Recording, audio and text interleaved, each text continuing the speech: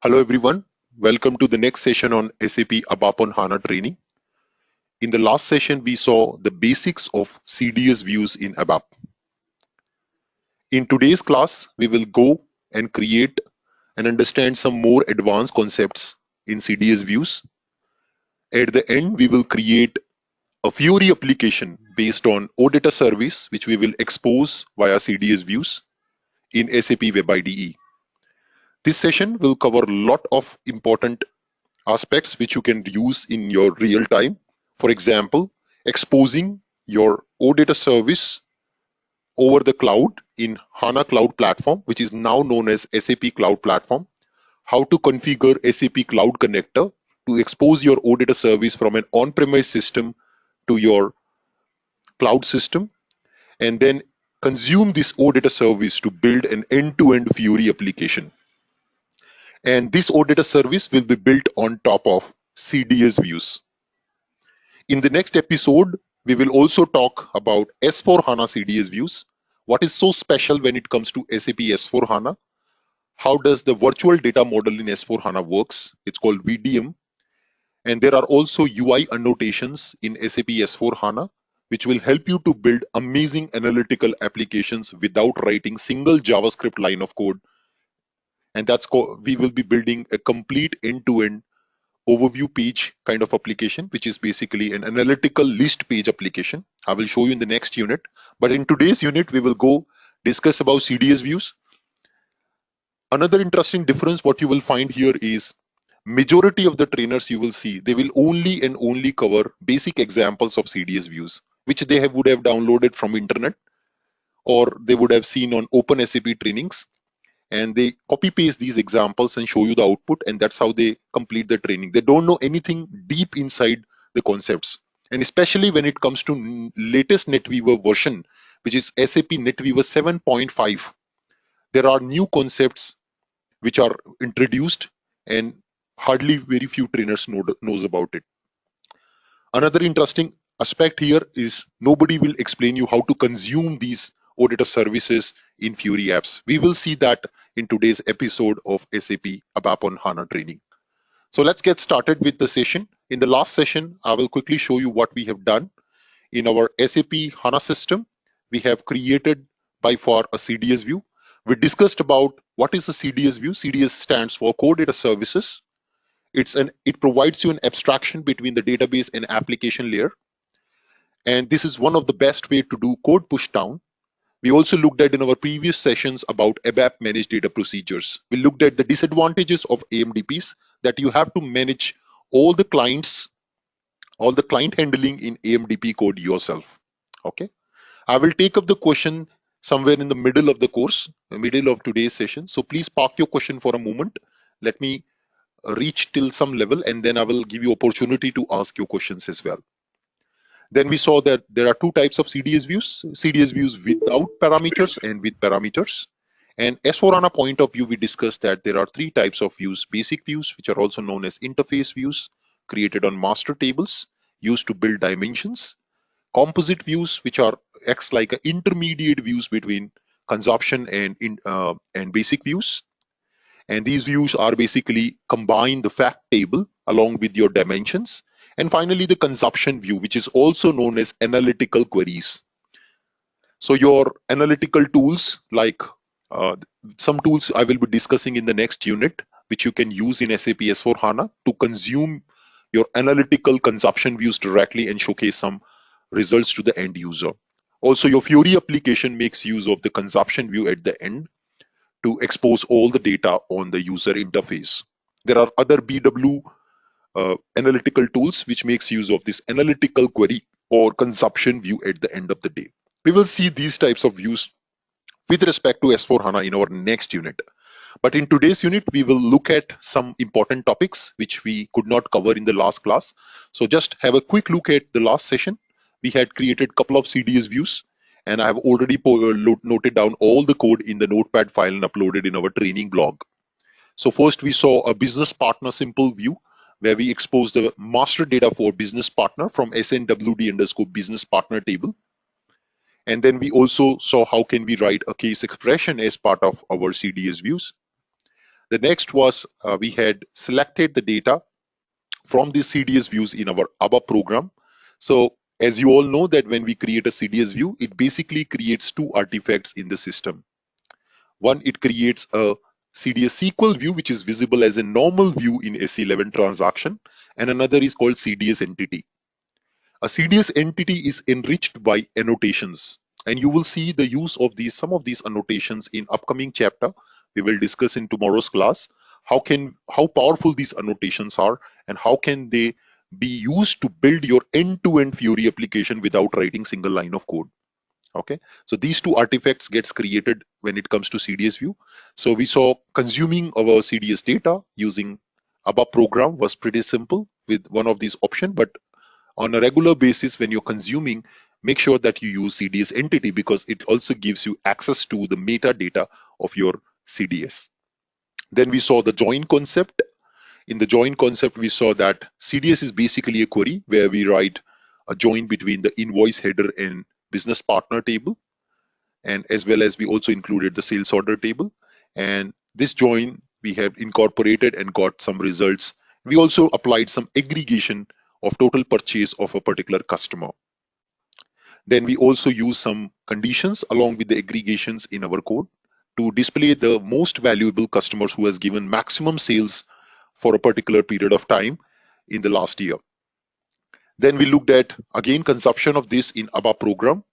And finally, we moved on to our example of CDS views with import parameter. So we saw how can we pass an import parameter to a CDS view. And based on this input value, it was then filtering up the customers or the companies and their corresponding sales orders. And then we moved on to some more functions. So how can we implement functions in CDS views? We saw that we can do round off, we can do different functions we can make use of along with CDS view. And the beauty of all this is it gets pushed down to the database level. Only the final result set gets transferred from the database layer to the application layer when you use CDS views. And then finally, we looked at example with association. So basically a join condition we converted into an association. And this is where we ended our last class. There is more to the association which we will investigate now in today's class. So let's get started with our last example. I will quickly show you now in the system what we have done when it comes to association. Okay, I will take up your questions somewhere in the middle of the session. Again, I repeat, so please park your question for the time being. Let me make the flow of the session today, and then I will take up each and every question in the middle of the session. Let's get started. So I will quickly connect to our ABAP on Hana system. So you can see this is our ABAP on Eclipse, and now we have connected already to our ABAP on Hana system running in SAP Cal.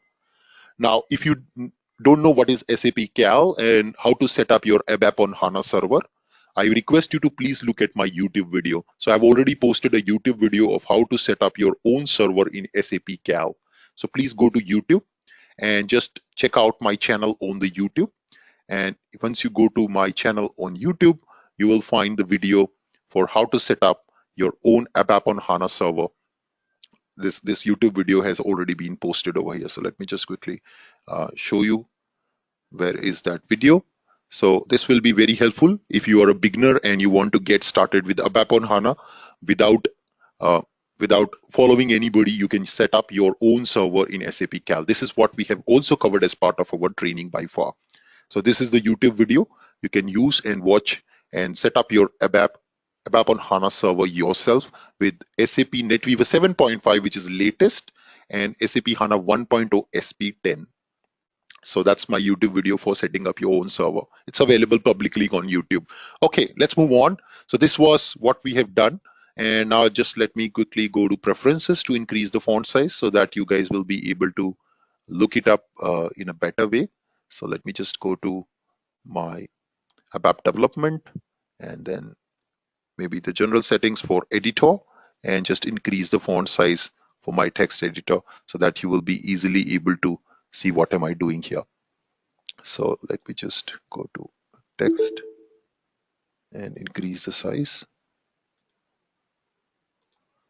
This is, by the way, I have also recently installed today Eclipse Oxygen, And I had already imported ABAP development toolkit. This has already been covered in our previous session, how to set up Eclipse, as well as use latest ABAP development toolkit as part of Eclipse. This was already also covered in our previous class.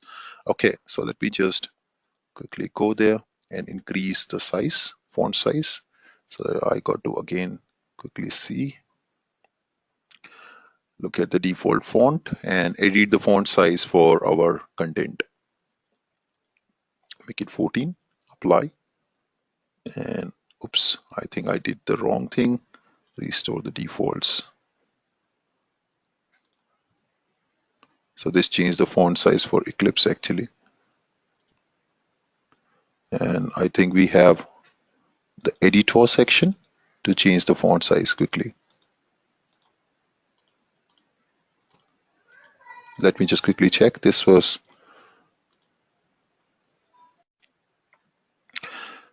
okay. So you can see here I search for editor and properties file text font, and here I have changed the font size to maybe 14 and applied it and say apply and close.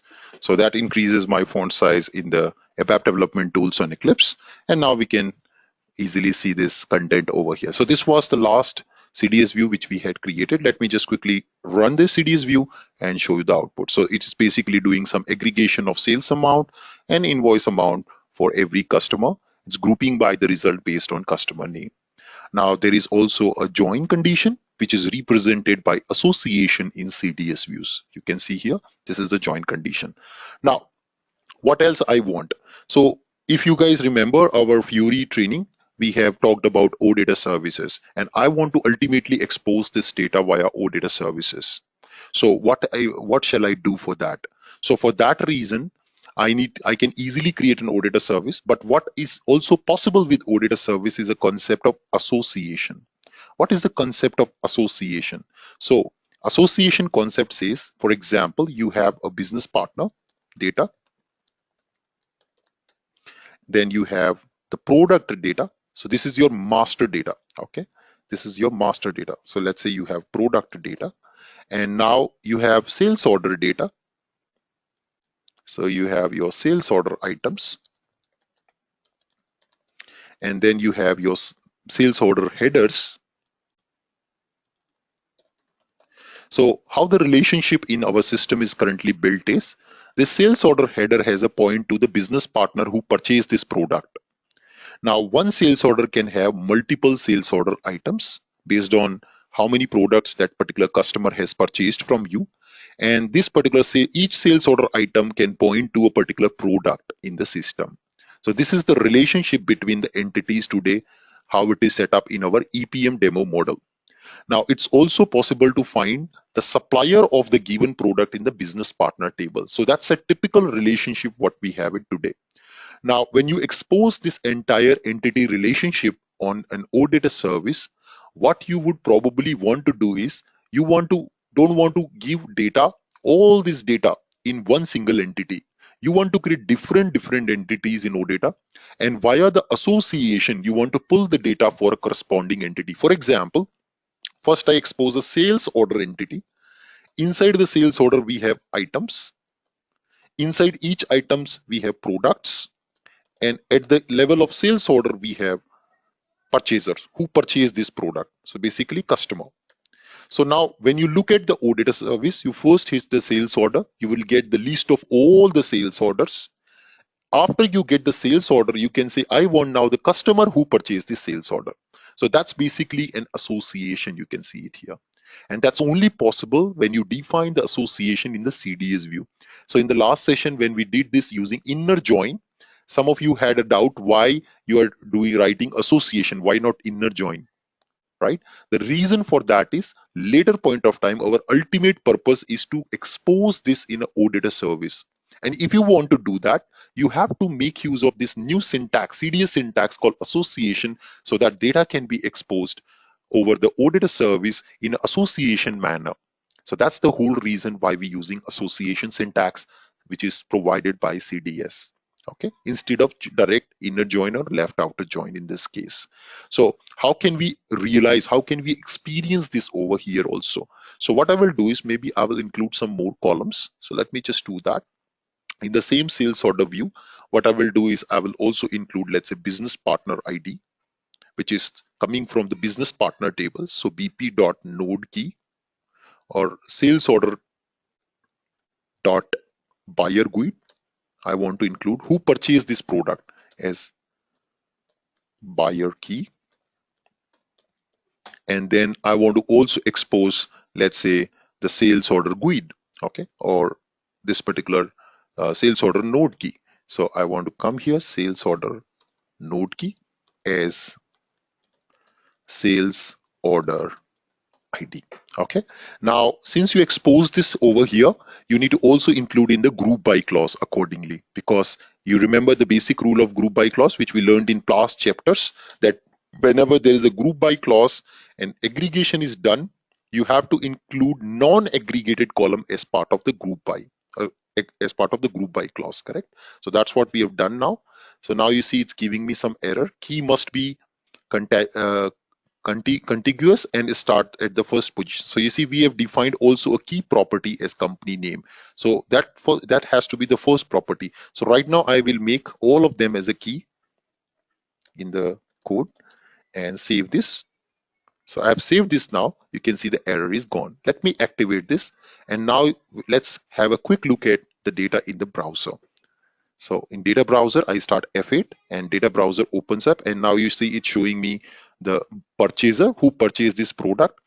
Now, when it comes to the data, I can only see the company who has purchased, but here I am not able to derive the information about when somebody purchased this product, which country this purchase has happened, what was the currency of the purchaser, what was the name of the purchaser, what was the contact person, because this is a company whom I have sold some material, but I don't know the contact person over there, right? That details I don't have it here in my main view.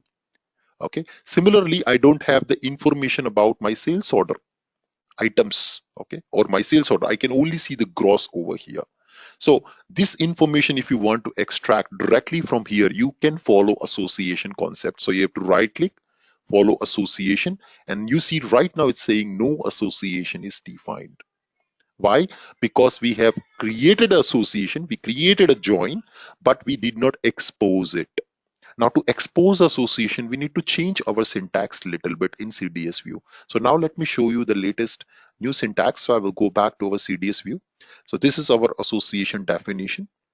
Now, if you want to write a join, typically you can also just write association of one. This is also another easier way to define a join. Okay, this is also possible. So typically left outer join can be written like this. And now you can also keep the same one, the old one, doesn't matter. Now I'll say association this to SNW business partner as, and here you have to give association name. Now I am teaching the CDS view with respect to S4 HANA concept.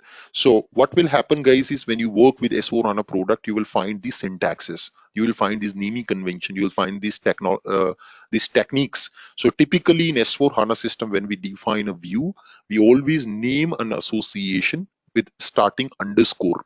Okay, that's how we name any association. So underscore, and this association is, let's say, business partner. So I say business partner association.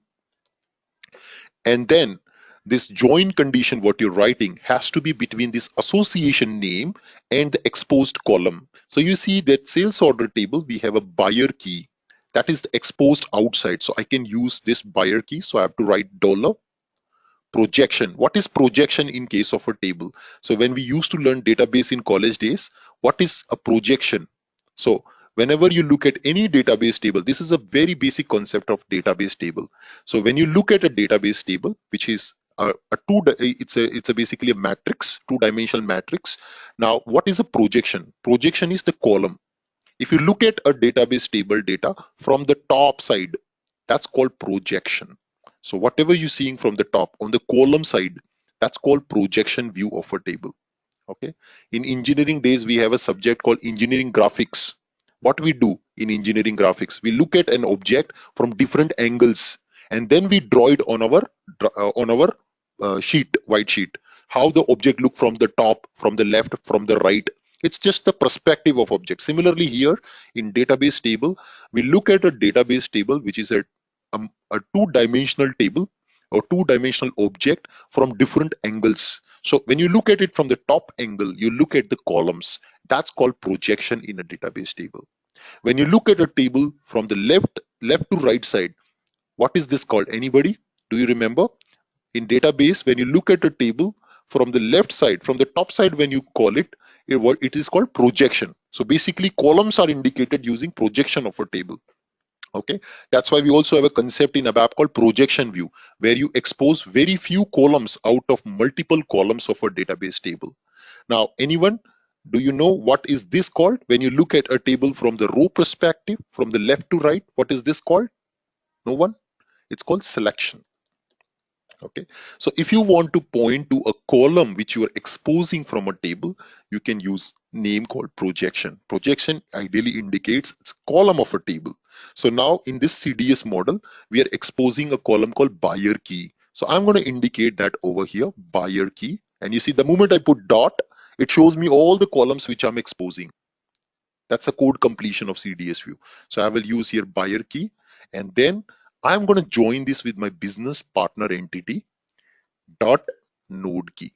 So we have node key over there, and this is how you complete the association. This is the new association syntax, basically representing a join only, guys, in association with. This will give you special power, which I will show you in a minute.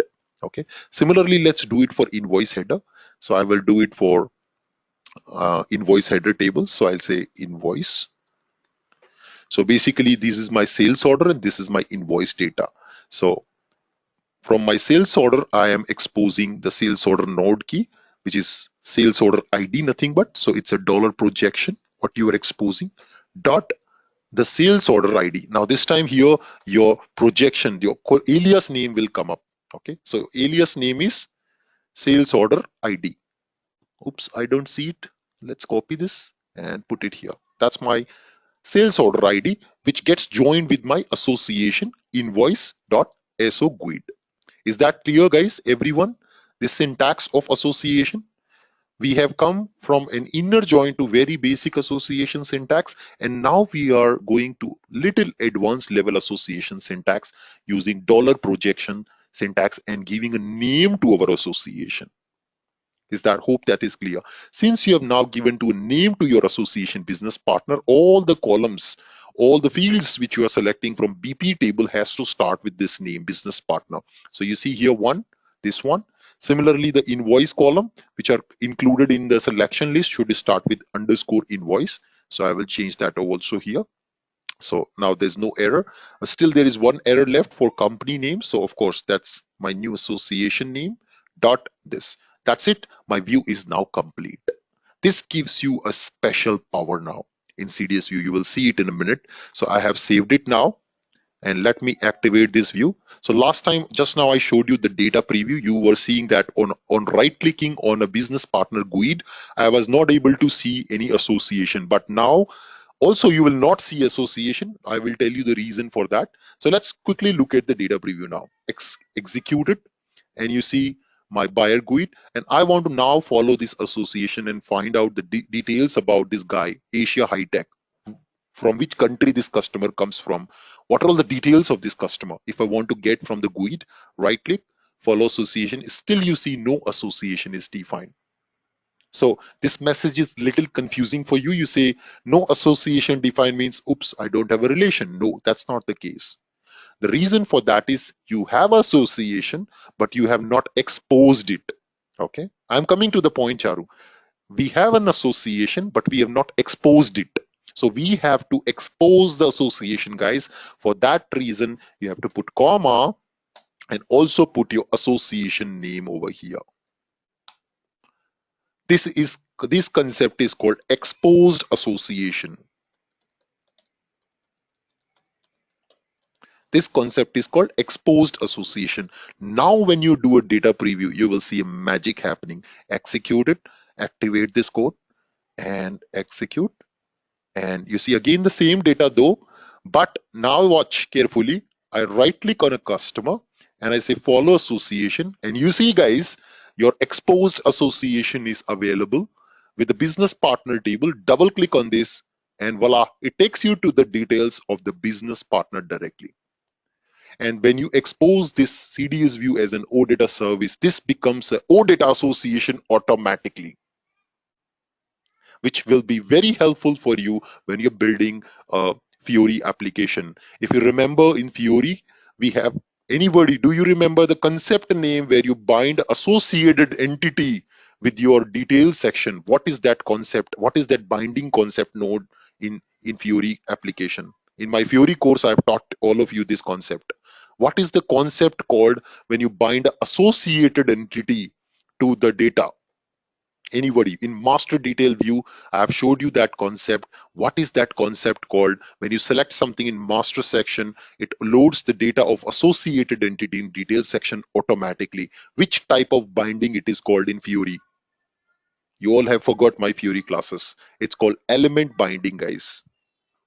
Okay, no problem. We will see some kind of that concept today when we will expose this guy as a Fiori application today. Let's move on. So that's the power of association, guys, now over here. Okay, that's the power of association. Similarly, if I want to expose the invoice data, I can also quickly do that nicely. So let me just define another exposed association for invoices underscore invoice, and this is how the naming convention works in S4 HANA.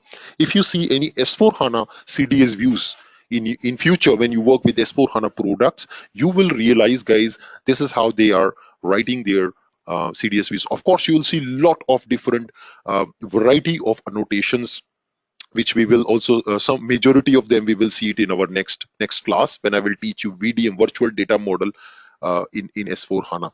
Let me activate this, and then let's quickly now look at the invoice data. But yeah, so that's cool. Let's execute it once again. And now I have my sales order ID. I can right click, follow association and invoices. And now you see this is the invoice data for a given sales order. So that's the invoice data, complete invoice data, what you have invoiced to the customer for corresponding to that sales order. Yeah, that's the beauty of association, guys. Great. So now let's see how can we expose this guy into an OData service. But before that, let me show you a couple of more annotations with regard to association. So when you're doing this association, you see here the buyer GUID of my current CDS view connects to the business partner association. So it's also a good practice that we define an annotation here called object model foreign key association. So that's a new annotation which we will use, and this is how annotation in S4 HANA is defined. So we typically put association name above the column which is connected to another table using association. And now we will just define our association name called underscore business partner. That's just an annotation, guys, to define the relationship. Similarly, for the uh, invoice, I will put this annotation object model foreign key association invoice. Now I want to also expose the amount and gross amount with currency. So I will also include the currency field from our sales order table. So sales order dot currency code, in what currency the sale was made. So currency code as currency code, and then I will just put this currency code in the group by clause as the primary condition for the group by. The fields which are not aggregated has to be part of the group by clause. This is what we have learned in our previous classes. Hope you remember in our ABAP chapter when I taught you the SQL queries. That time I showed you this, that the columns which are part of your projection, and if they are not aggregated, they have to be part of the group by clause. This is what we had discussed by far. Okay, great. So now there are more annotations, like now you see there are two amounts, and for these two amounts, this is the currency code which is exposed. So we have to now typically write another association called semantic model, semantic association. And then this value, what you see here, gross amount, represents basically a amount field, right? So semantic dot amount. So you will see semantic ticks dot amount field. Yes. And then inside this, we will put the currency code, what represents the currency code for this particular amount. Like if you remember guys, in ABAP program, when you in SE11, when you create a table, you have to give a reference currency field for currency columns and reference unit field for quantity columns. Similarly, this is again a semantic notation to define that this is an amount field, the sales amount, and the currency code is represented using this. Now these annotations has significance when you create or expose this CDS view as a node data service. I will show you in a minute, when we will expose this to a node data, what these semantics would do to the system. So again, this one I will also define a semantics dot amount. Of course, you have a code completion available, which you can make use of it. So you can say amount and then amount currency code, and then once again you can say currency code. Yes. So now the last column which you see here is actually representing a currency code. So just define a semantic for that as well. So semantics dot currency code equals to true. That's a semantic for defining or marking this particular column as a currency code, so that the consumer would know that this value is actually not a measure. It's basically defining a currency code. Save this, and just little bit of annotations we have done now. So now it's time to expose this as an auditor service. Great. So let's go ahead and expose this guy as an auditor service. So what are all the different techniques we have to expose a particular CDS view as an auditor service? Now it depends on your NetWeaver version. So there are various techniques which was introduced by SAP with latest NetWeaver version. So if you're working on SAP NetWeaver 7.4, or if you're working on SAP NetWeaver 7.5, that's the beauty we have, because we have set it up the server ourselves in the CAL, and CAL gives me the latest NetWeaver 7.45 version. If you're taking server from some different vendors, I don't know what version they will give you, but typically I see there's a lot of advantage of using 7.5. So that's why we used CAL. So audit expose, how to expose this auditor service from a CDS view, expose CDS to auditor. So we have not done this much of effort for just for fun. We have done this to really do some serious thing, really build ultimately our end user business application, which is a Fiori app using this auditor, using the CDS and an auditor service. So the only thing what a Fiori app can talk to your data is via auditor. So you have to expose this CDS view as an auditor service. Now, exposing this differs based on your NetWeaver version. How can you check NetWeaver version? Pretty simple. Log into your system. Okay, let me just connect to our ABAP on HANA system, and then let me just log in, and then show you. Go to Systems, Status, and now we can check the version of NetWeaver. So you see NetWeaver version 7.5. That's good. So we have latest and greatest things available, which I will also show you some amazing feature of CDS in NetWeaver 7.5, which are available, which are not there in 7.4. And majority of the trainers online, they are just fooling around. Yeah, they are just giving you basic CDS examples, and these CDS examples they have downloaded from internet. They are copy pasting this code and showing you the output, and that's how they're training, and that's how they're fooling students. So I'm very blunt in telling that, because I have myself experienced such bad experiences when I was learning ABAP on HANA. Some training I took, I paid a lot of money, but it was not that grateful, not that enjoyable moment for me. If I have to do copy paste, why should I spend my hard-earned money behind a trainer? Okay, great. Move on. So now, first technique which we have with NetWeaver 7.4 is the conventional technique, where you just have to go and create your service project and define your CDS view, or make use of your SE11 object which is created as your data source, and as well as the entity type structure for CDS. Let's go ahead and try this one first. So here you have to go with simple auditor creation technique. Okay, so that's what we have to do it. So it's a conventional simple OData service creation technique. So let's do that. So I will come here to SEGW transaction. and create my first Auditor service as if I am on NetViewer 7.4, guys. Okay, assume I'm on 7.4. So of course there is a backward compatibility. It works with 7.5 as well. So I will say basic CDS expose, and then I will say 7.4 because this is example based on 7.4. Expose OData from CDS and saving into a package. So let me see if I can choose a package, demo star F4. I have created a package, so maybe I can show you creating a transport request also based on this package. Yes, I have a package zdemo bopf. This was used for one of the business object processing framework demo. Okay, now it says cannot be assigned to a package. Okay, I cannot assign this to a package. Maybe I will use a local object and proceed without any transport request. Now, one interview question, guys. What is the maximum length of your CDS view name, this view name? Anybody? What is the maximum length, number of characters supported for this? 16. Perfect answer. This was discussed in last class, and thank you, guys. You remember this. Now, next question, next certification question. What is the maximum length for the entity name? Anybody? What is the maximum length for entity name? Incorrect answer, it is 26. Why it is 26? Because the length of your auditor service project is also 26. Okay, that is the reason this is being set as 26 characters as the maximum length.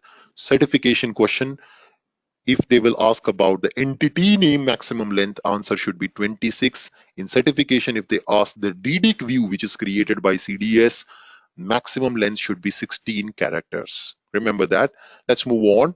And now I'm just going to right click here, entity type, and I will, right click here and say import from data dictionary structure and use my SQL view name ZV Bupa sales.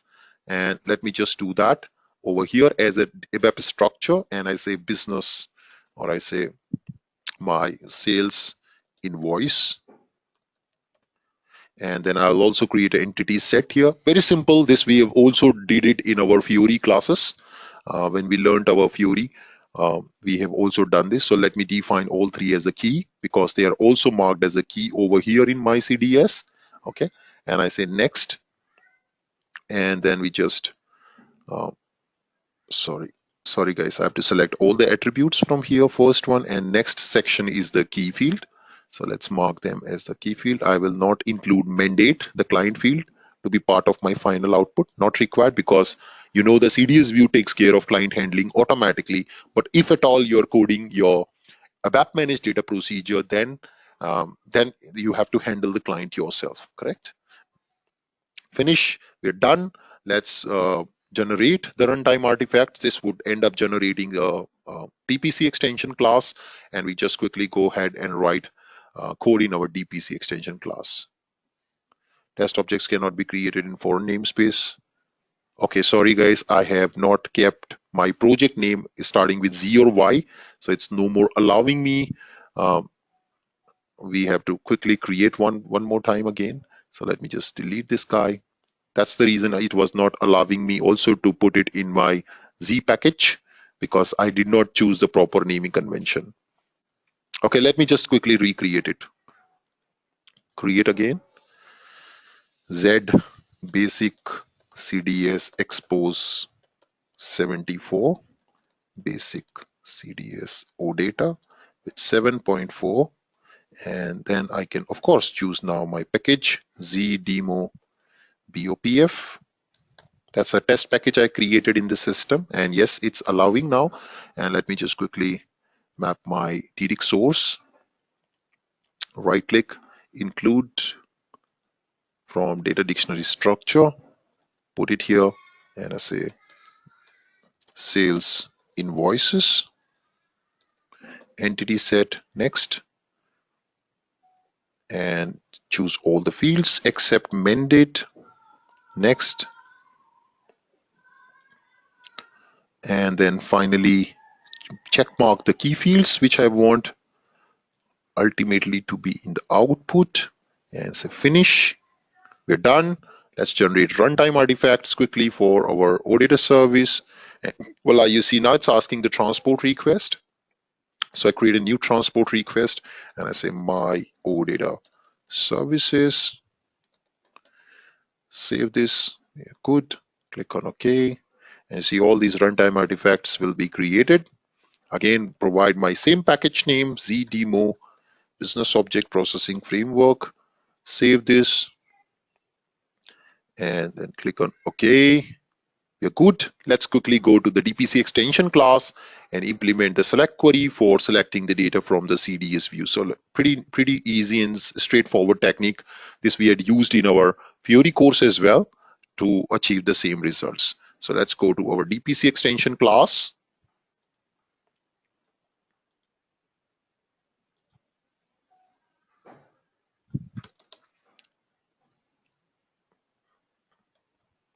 Well, it's giving me an.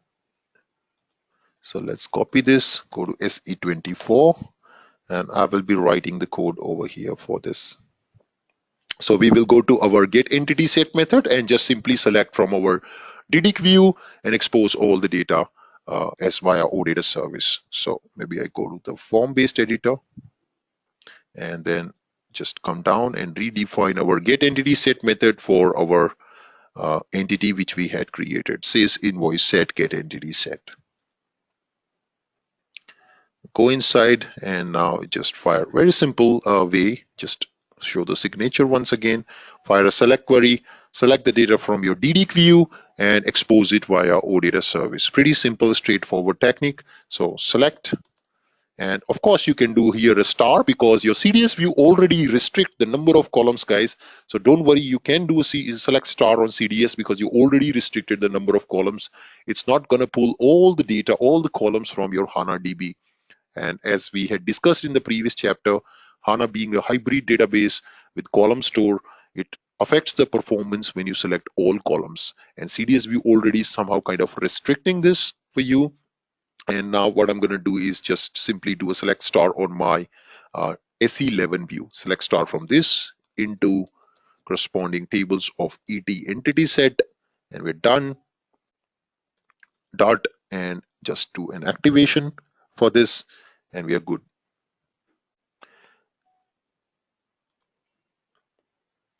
So there is a question here. Charu is saying, why can't we do odata.expose equals to true? So can you do that in NetWeaver 7.4, Charu? If yes, go ahead and try that. If you have a NetWeaver 7.4 system, that's the main point. Okay, there are errors. Let's edit that. So please please allow me to come to the point. All your doubts will be clear. Why we are not doing something which we supposed to do. Okay, great. So let's see what's the problem.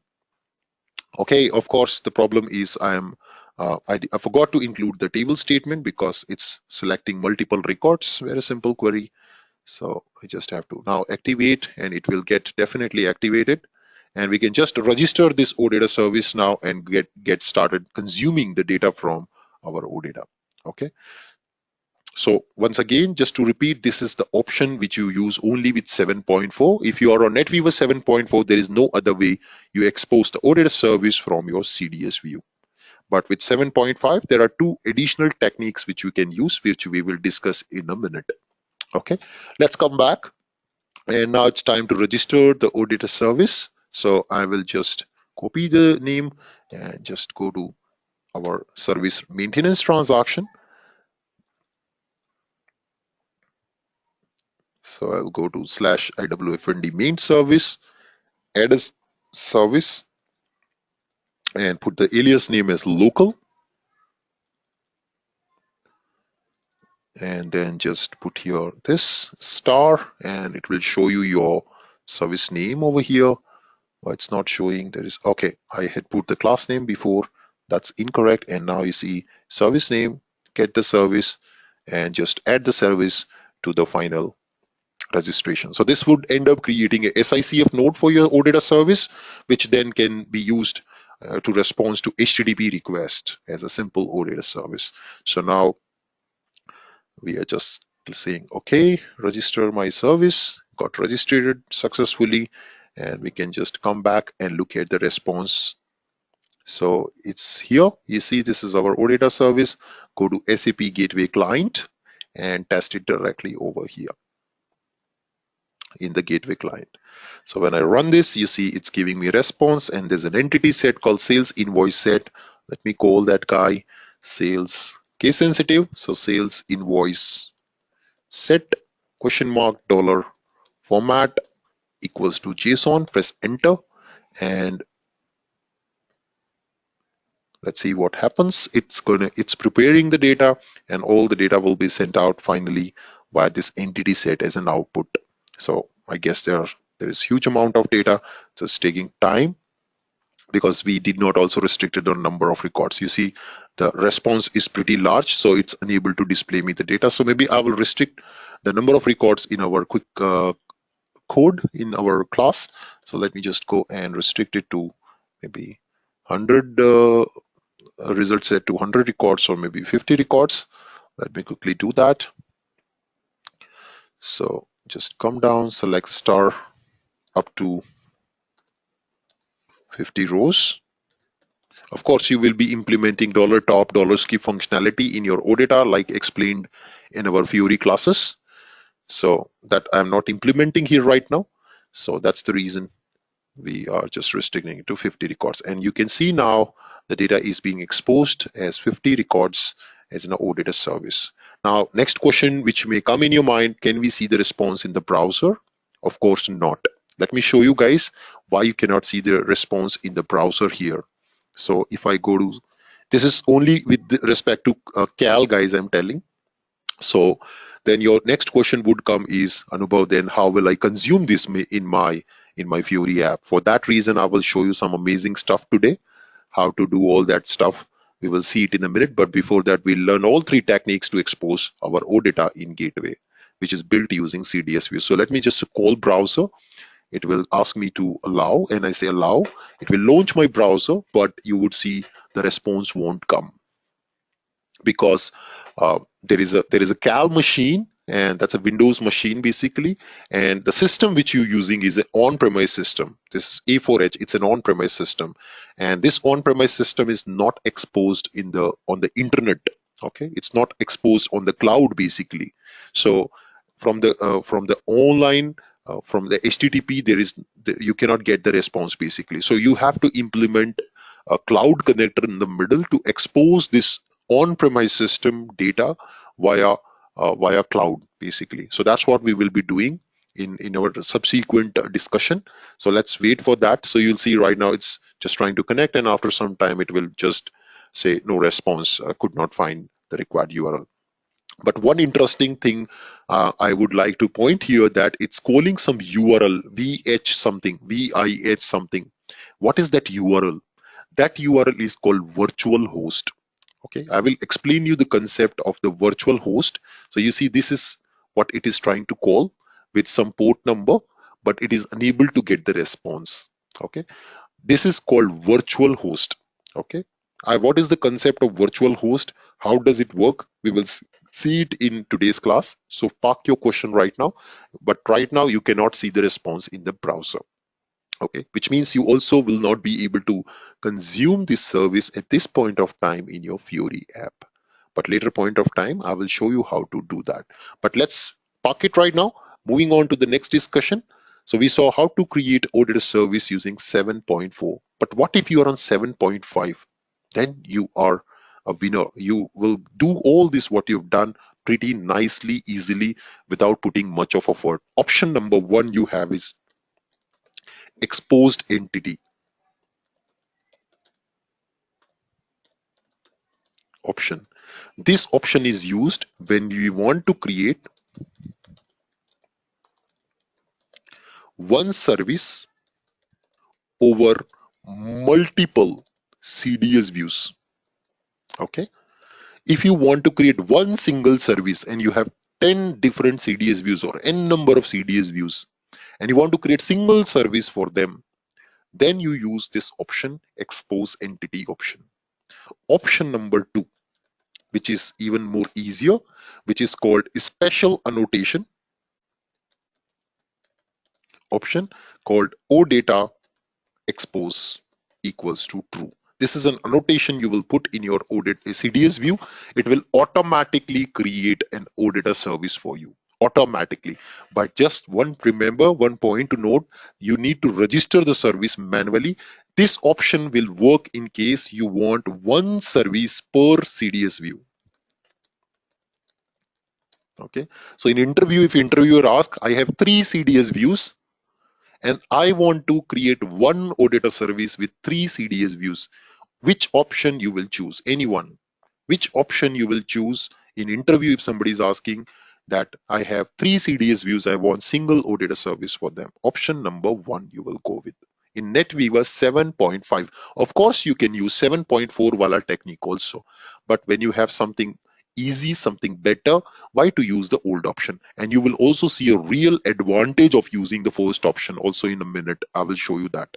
Okay, in fact the latest 7.5 options. Okay, now this option, the disadvantage is you have to manage everything. Everything means your paging concept, dollar top, dollar skip, your association concept, everything you have to manage on your own. But with NetWeaver 7.5, this gets created automatically. You will see an advantage of that, and that's the main reason why we coded our CDS view with these associations. Okay, so this association gets exposed via Auditor. You will really see a true advantage of these options. Okay, let's go with option number 1 first. So what I'll do is I'll come back to our SEGW transaction, create a new auditor service project, and I say option 1 with CDS NW75, NetWeaver 7.5, option number 1, expose CDS via entity definition. Okay, so click on save and it will ask me a transport request. Oops, I have not used Z or Y before the name, so that I can store it in my local package. And yeah, now it's good. So you can now see an option, since we are already on NetWeaver 7.5, thanks to Cal, you can right click here on data model and you see reference, modeled data source reference. Okay, you see this option, click on this, and now you can choose core data service directly. Put your service entity name. Remember guys, put your service entity name, not the DD view name. So let's come here, and this is my entity name. I copy this, put it over here, say next, and you see it's also showing you the association, guys. Beautiful, that's what we wanted. It's also showing you the association for that, and click on finish. We are done. You don't have to now go and write any coding also. Okay, nothing is required, no coding. Amazing option. Now similarly, you can also include more CDS views here, reference model CDS views, and you can include more CDS views as part of it. It's up to you. Multiple CDS views can be included. Now let's generate, and we are done. Just register the auditor service quickly, and then we will be able to consume this auditor service. Remember, you've chosen a package. I have seen developers with lot of experience doing this mistake. They will create the service in one package, and later point of time, and in one transport, later point of time, they will choose a different transport while generating the runtime artifacts. And then due to this transport, a half object got logged in one transport and another half in another transport. You release one of the transport and then it will blast in the quality, and then you will say, oh my god, what happening? Okay, don't do such mistakes. Make sure that you create one transport and logically group your objects properly in that single transport. Very important, which you have to follow. Now you can see this option of import data sources, so you can import more CDS views over here. Okay, so if you have more than one CDS views, choose this import data option and put all your CDS views inside this. Maybe I will just quickly see. We have created so many of them indeed yesterday, so maybe I'll use this this one. Bupa sales we already using. I will use this guy, cust sales. Yeah, this should be good. So let me just use this. But you see guys, this is with parameters. So currently the limitation is CDS views with parameters cannot be exposed. via Auditor, you have to create a consumption view on top of it. So this CDS view, you have to create another consumption view basically on top of this CDS view and use that in your Auditor service. Very important interview question. If you have a CDS view with import parameter, can you expose that in Auditor? No, you have to create a consumption view on top of this import parameter CDS views, pass the import parameter values, and then use that consumption view in your Auditor service. Very important interview question, guys. Okay, let's go ahead. Maybe I will use another one. Let me see if I can find some useful one. This one is also looking good. So let's use this one. And I will expose it over here. Click on OK. Okay, it doesn't have a key field. Of course, you also have to include the views which has at least some key fields into it. So let me define all of these as a key, or maybe the company name as a key field because I'm already doing a gross. So let me just activate this view once again after defining a key property. That's another interesting observation we have, that you have to have some key properties in your CDS views defined. Okay, does not contain key, so it did not refresh basically, guys. So that's why it's not allowing me. Maybe I will just go back out of the SEGW and come back to SEGW and then try one more time. So I just come back and data references, go for change mode.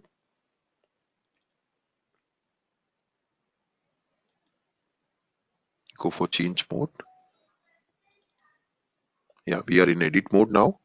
And let's try to include that another CDS view also over here. Yes, you see now it got included very well, and we can just regenerate our project, and that's it. No coding required anymore.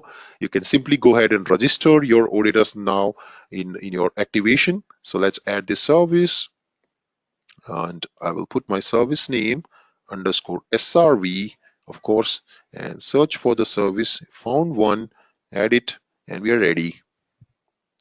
What an amazing approach. Thanks to NetWeaver 7.5. You remember, I'm locking all my artifacts in a single logical transport. Remember, this is one common mistake which developer does, and then it would lead to quality issues in quality system once you release the transport. We are good. Let's come back and test this CDS directly with gateway client.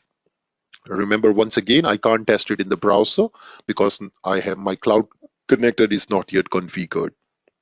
Okay, let's test this now in my gateway client. So this is the one we have, and let's go back, execute it, and you can see it sends me the response. Both the entity sets are exposed. Both the CDS views their corresponding entity sets. And now let me show you using this first entity set, ZCO Bupa sales. So I come here, ZCO Bupa sales. Now the beauty is you also don't have to don't need to handle all the top skip and all the stuff. That's all automatically implemented with your entity code the moment you reference your CDS view. Okay. So you see right now I did not give top skip, so it's just trying to query all the data. So this would definitely fail. It will say data set is too large, so that's why it would fail. But maybe I will next time try with a question mark dollar top equals to 5. I just want top 5 records from this entity set, execute, and you see in just a few milliseconds my data is being returned out because it's just giving me 5 records. Hope you all remember our auditor discussion in Fury classes, how to work with auditor service with paging concept. Okay, great. So that's my auditor service with all the data exposed via entity option. Now the third and last option, which is when one-to-one relationship between service and CDS view. For that, it's pretty straightforward. Just go and add an annotation and activate your service. So go back to ABAP on Eclipse and go back to our CDS view. So close all of the unwanted ones and just add an annotation at the view level. Remember, it's a view level annotation. So add the rate of OData publish equals to true. That's the annotation. Okay, OData publish equals to true, and just activate your CDS. That's it. Now what happens behind the scenes? System would automatically create a OData service for you. Just considering this CDS view, the OData service name will be the entity name underscore CDS. Okay, entity name underscore CDS. So if you just hover here, you see view has generated object service. This has been created. You see, this is entity name underscore CDS, and activation of this should be now done manually. Remember this option, these two options only available with 7.5 NetWeaver. If you are on NetWeaver 7.4, it will not work.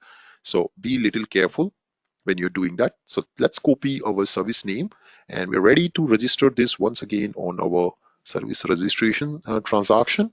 Come back here, get the service. Here we go. Add selected service, local object.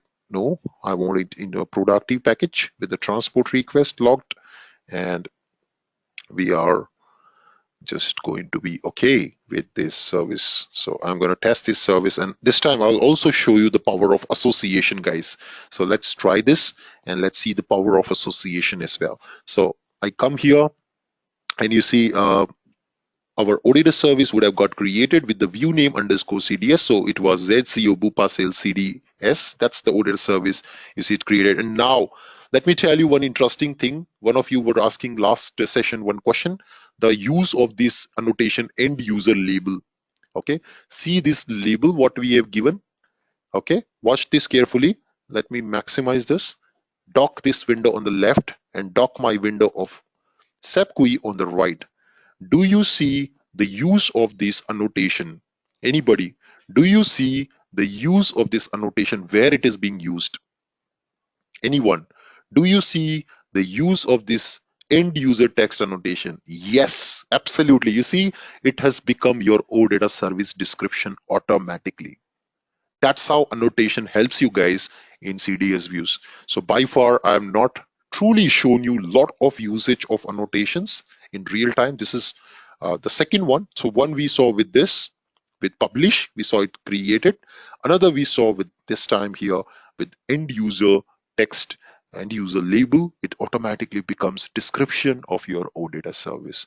Same time, there are in S4 HANA standard Fiori apps which SAP delivered. There is a Fiori app called Query Analytical Query Browser. Fiori app which SAP delivers as part of S4 HANA. When you consume the CDS view in that query browser, you will also see the description what we have given here in the query browser. Unfortunately, we will not see that in this course. Maybe I will soon start a course dedicated to SAP S4. There we will discuss more depth into S4 concepts and methodology to implement S4. That time we'll see this particular query browser option. But of course, there are YouTube videos, good YouTube videos explaining that. You can go ahead and check them out. Maybe I will give a reference for them in our training blog as well. Great. So that's the power of annotations. You see, CDS view now defines semantically rich data model with annotations and lot of metadata. Hope this now makes it little clear for you guys what exactly CDS view is. And that's what your SC11 data dictionary views cannot do. Okay. Your data dictionary views cannot do this. Okay. That's the power of CDS views. Okay, great. Now let's run this guy, and we're going to see some results, nice results in the output. So I select this and once again run it on gateway client, and then we will quickly see the result over here. Execute, and you see all the three database tables which you had put, they have been exposed over here. Yeah, all the two database table, business partner and invoice header, basically uh, your two joins, basically whatever you've done, your association, and then this is the main entity ZCO Bupa Sales, which is your CDS view name. We will be using this for querying this. So let's query this and look at the data in JSON format, and I'm gonna just read only top 5 records. So $top equals to 5, and ZCO Bupa Sales is my entity set name.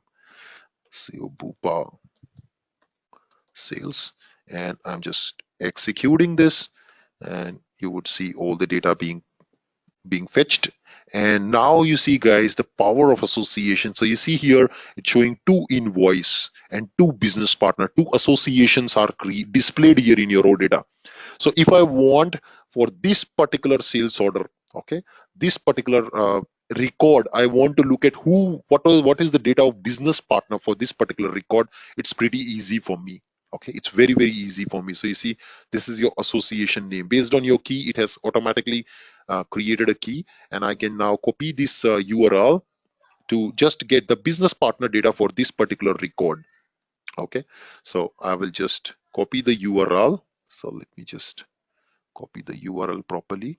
So I will just copy this URL and directly put it in our gateway client to test for this particular record, which was a sales for Bionic Research Lab. What is the data for this Bionic Research Lab business partner? Execute this, and you see association comes into realization, and you see this is the currency in which this Bionic Research Lab is operating. This is the BP role. He's a customer. This is the business partner ID. This is the currency in which they are operating. This is the email ID of the contact person of that business partner. So that's the power of association, guys, when you define in the CDS.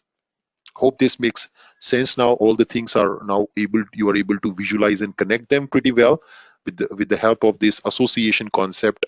What does it mean for you? Okay, so we saw three annotations, very, very powerful annotations in CDS views, and also we saw the power of association as far as the CDS view is concerned. They expose the data, exposed association exposes. So this will also safeguard you to not pull a lot of data on your front end, because this will be later on consumed by your Fury app, and you don't want to pull all the data from the SAP system to Fury app. You want to only pull when it is requested. So initially you want to just pull, let's say, 20 records, and then for each record there is an invoice data, there is a business partner data. You don't want to pull that. When user click on a certain record, single record, that time you want to pull the business partner data, and that can be done easily with the association now, because we have a definite association at the entity level which gets transformed into an OData association automatically. And these things, your typical SE11 views cannot do it. Only CDS can do it. And you will see in the next unit, when I will teach you virtual data model, VDM, with CDS, you will realize more power of that. Okay, now it's time to consume this auditor service in our Fury app. How can we do that?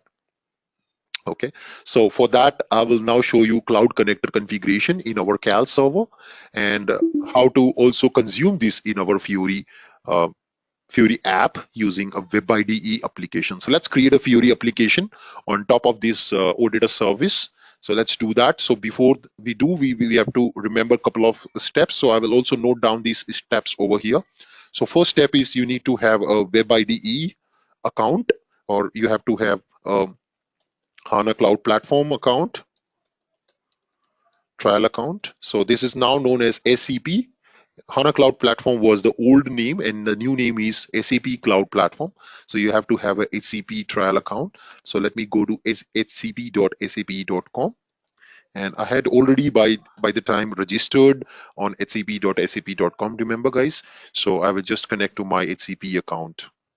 At the same time, we also have to install HANA Cloud Connector in our Cal server. So this is, I connected to our Cal server using remote desktop connection, and I had already downloaded HANA Cloud Connector in our Cal. So to download HANA Cloud Connector in the Cal, you go to tools.hana.ondemand.com.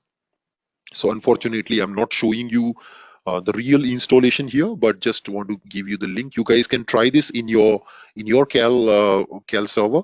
You will be able to achieve this. So go to tools.hana.ondemand.com/#cloud. So go to this section. So that's step number 2 in your Cal server. Go to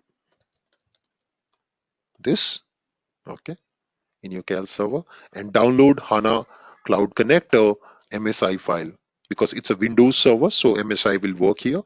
So download HANA Cloud Connector 2.x, okay, MSI file. Okay, this is just an installer.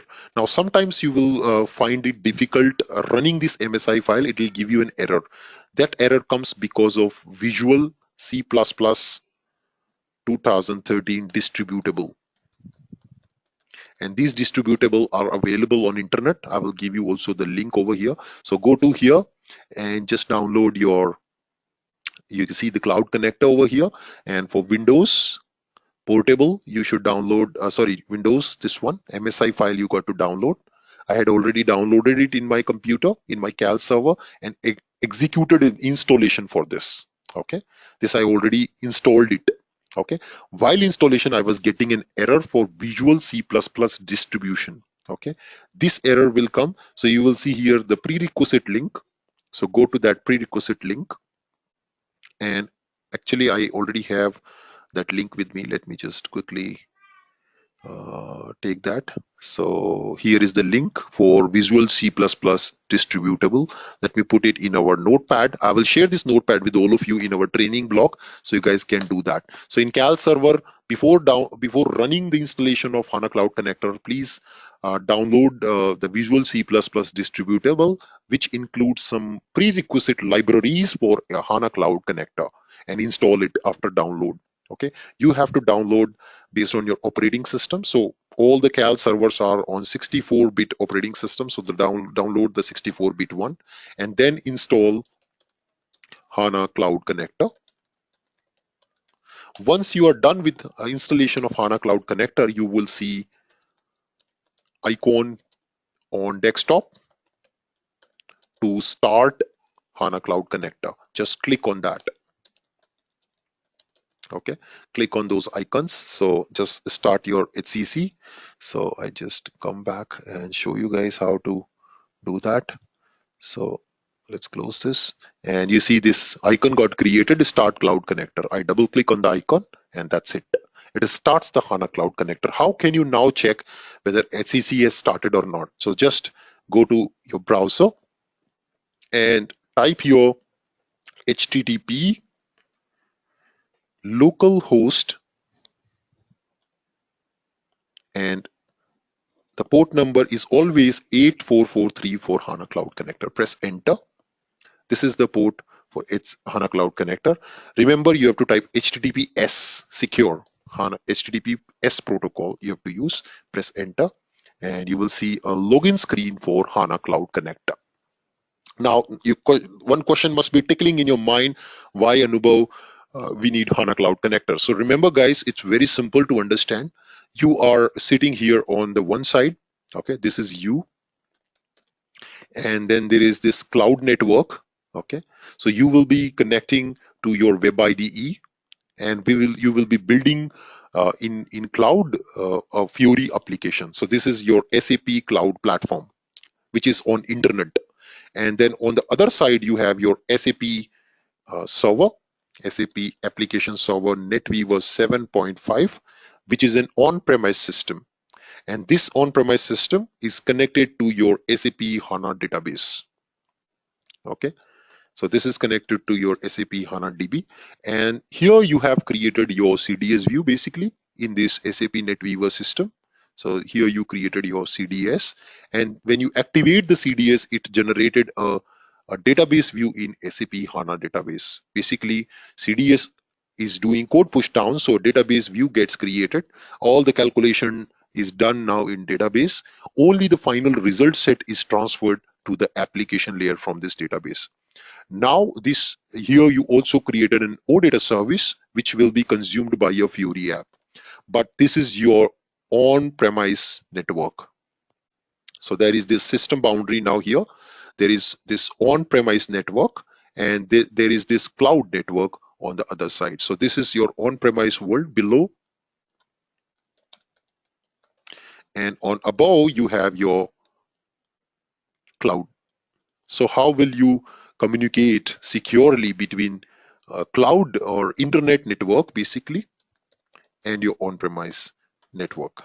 So for that reason, you need a HANA Cloud Connector in the middle, HCC, HANA Cloud Connector. Okay, so if sometimes you see S4 HANA implementations in your company. So if your company has purchased SAP S4 HANA Cloud Edition, then already this whole thing, what you see below, is already on internet. It's already in the cloud. So that's a difference between SAP S4 on-premise and SAP S4 Cloud. So this whole infrastructure is there in the cloud on internet. These are called internet-facing systems. Okay, so if you are working on S4 on-premise, then you need a cloud connector to expose your OData on HCP. Okay, Fine. So now we will set up this HANA Cloud Connector settings, required settings, to do a handshake between this internet HCP account and this local on-premise account. So there has to be a handshake between these two, and that handshake is done via Cloud Connector. So I will now show you how to do this handshake. Guys, please don't stop me right now for your doubts. I will come to your doubts in a minute. Maybe I will miss out some topic if I quickly jump to your doubts. And hopefully some of your doubts will anyways get clarified once I will complete this topic. Okay. So please park your question. I will take it up. Now come here. Connecting to HANA Cloud Connector, you need credential. The first installation, your credential will be administrator user and password will be manage. Okay. Your first installation of HCC, start your HCC and access via HTTPS localhost 8443 is the port number, and username password will be administrator manage. First time when you log in, it will ask you to change the user password. Okay, change your password, remember it, don't forget it, otherwise you have to do a lot of effort to again crack it. Okay, so I had already done that activity. I'll log in. Now you need to expose your on-premise server details to the cloud, to the internet. Okay, how that can be done? So right now I have already done some account and some things. Let me delete them, all the settings, whatever I have done. Let me delete all those settings, whichever I have done, and I will show you doing things from scratch from the beginning. So I'm just deleting all the things. So it's so simple that you have to do a handshake. Okay, so let me just also delete this. Let me just disconnect everything. Okay, so now what you need to do is, here in the cloud connector, you need to tell what is your account. Okay, which account you want to connect. Okay, unfortunately I can't delete this guy. Let me see if I can also delete this guy, so that you will not see this P something trial, which I don't want. Also I want to even delete. I want it to be like a fresh installation so that you guys can follow this from the scratch. Okay, so let me just see if I can delete this. There has to be one option to delete this also. Let me just quickly check. Or I can just create another one.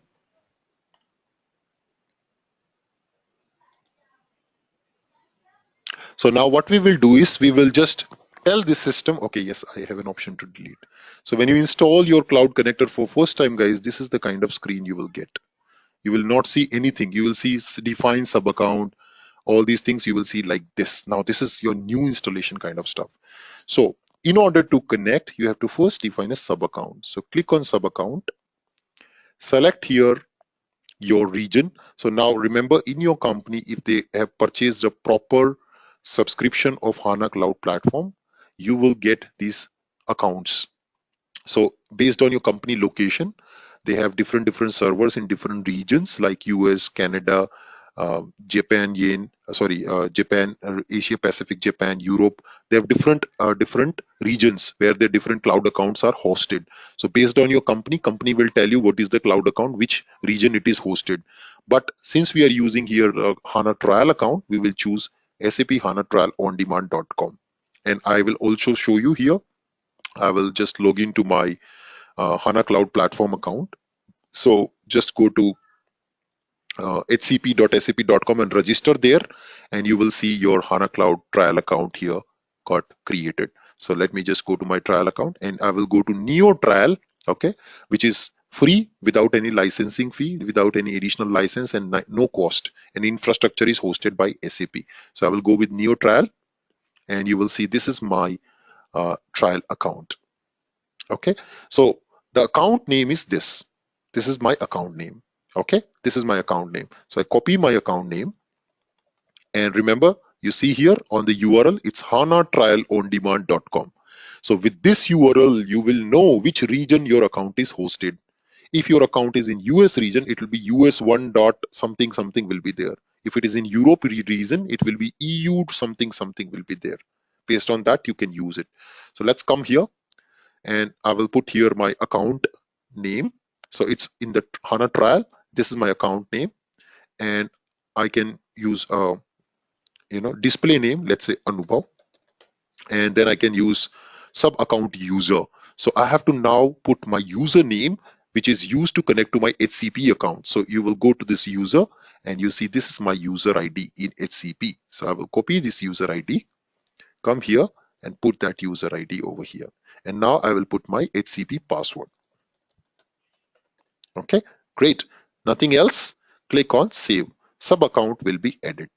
So the moment you click on save, come back to HCP and search for cloud connectors. Okay, you see right now there is no cloud connector available in your HCP account. Okay, there is nothing connected, it's empty. And you see, the moment it got connected, now it's showing connected. So there is a handshake now between your on-premise system and your HCP cloud account. Congratulations. Through the cloud connector, there is a handshake now between intranet and intranet intranet on-premise system got connected to internet-based HCP system. This is also a kind of cloud integration which many companies are requesting these days. Many companies are asking consultants doing this kind of job. So congratulations, you've learned it today. How to use HCP, connect your on-premise system to the cloud system. Okay, and similar way you have a connection between S4 HANA system to HCP, or S4 HANA on-premise system you will connect to HCP account. Okay, that's how you guys will do it. Okay, now comes the concept of virtual host. What is virtual host? So you saw here that we have one cal account. This is our one cal account. Now it is possible that your company may have multiple instances like this, your quality system, your development system, your production system. So it is possible that you have variety of accounts, variety of uh, accounts, you have variety of systems, you have S4 HANA systems, you have hybrid system. There may be multiple different systems which you may have in your company. Now you want to expose them. Similarly, you want to expose them in the cloud, right? So every system has a different IP address. Okay, every system has different IP address. So this has one IP address, this is another IP address, but now you want to expose it on the cloud. Now tomorrow, let's say there is a restart of your server. Like in our case, we are shutting down our cal server. When we are restarting, its IP address is changing, correct? So now let's say this is our cal server, and my right now my IP address is something. So let me just go to cal and show you what is my IP address right now. So, oh, did I close it? Let me just open the cal and show you our IP address. So our IP address is, let's say today something. Okay, so our IP address is, let's say 10.22.10.20.156. That's our IP address. Today I will switch off the system. Tomorrow, once again I open the system, my IP address changes. Okay, it becomes 10.56.92.658. Again I shut down, again I open, or there is something happened, system got shut down and restarted, or let's say maintenance restart happened, IP address changed. Now this system is connected to multiple cloud providers. So you also similarly can have multiple HCPs, right? Multiple HCP accounts, and this system was connected to all of them, and all of them were using this IP address. Now since the system got restarted, okay, system got restarted, IP address changed. How many places you have to now change the IP address? Looking at this picture, when your system restarts in HCP, how many places in HCP you have to change your IP address? Anybody? How many places you have to now change your IP address if there is a system restart? You're, let's say, connected to 3 different accounts. How many places you have to change your IP address? Anybody? You're connected to 3 HCP account initially. When your system restart happened, your IP address change, you have to change at 3 different places, correct? Now imagine a big server, big company using 20-25 different HCP account, and below also you have 20-25 on-premise system. It becomes so complex to maintain IP addresses, correct? So what we do is, in HANA Cloud Connector, we maintain a mapping. a mapping between a virtual host,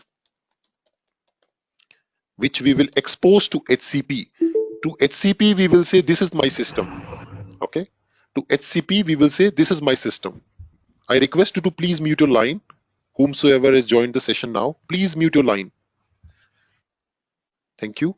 Okay. So we will maintain a virtual host to the outsider, and we will do a mapping of internal IP address in HCP here.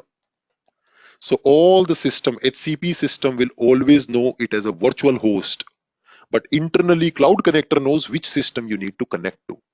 That becomes quite interesting approach and quite flexible approach. Tomorrow you want to disconnect this system and join it with another, let's say, production system with same virtual host. You don't need to do anything. You can simply go and change your HANA Cloud Connector settings, right? So this connection, this handshake now we will do between virtual host and IP address. Let's do that to tell now my CAL IP address for my SAP system, and create a virtual host which will be consumed by HCP to call my on-premise system. Okay, and this virtual host we will keep it this whatever was given here. This is the virtual host, we will keep it. So this virtual host will be mapped to the IP address of your CAL server. Let's go to the CAL and see what's the IP address of our current instance which is running in. So let me just quickly check. So I will come back and let me go to cloud to on-premise connection, add a new connection, and it's an ABAP system I want to connect. Say next. HTTP is the protocol. Next, internal host. This should be the host of your on-premise system, guys. Your on-premise IP address. That you will get it from your CAL. So go to CAL. And what is CAL? All this is already covered in previous chapters. Put your Linux external IP address, this one, here. And then put your host name. So, sorry, host port number. Port number depends here. You see HTTP port number for HTTP communication is 50,000. So use that. Next, and now put your virtual host. See here, virtual host. So let's put our virtual host as this, so that we can talk to this from HCP with this as a virtual host. And port number same 50,000. Next, principal type, no need. Next. Now principal type is basically used for authentication purpose. Different companies have different ID providers. Based on that, we will choose this option based on time to time. Next, description, ABAP on HANA. Next, same way you will connect S4HANA system to the cloud, guys. Same way, there is no change.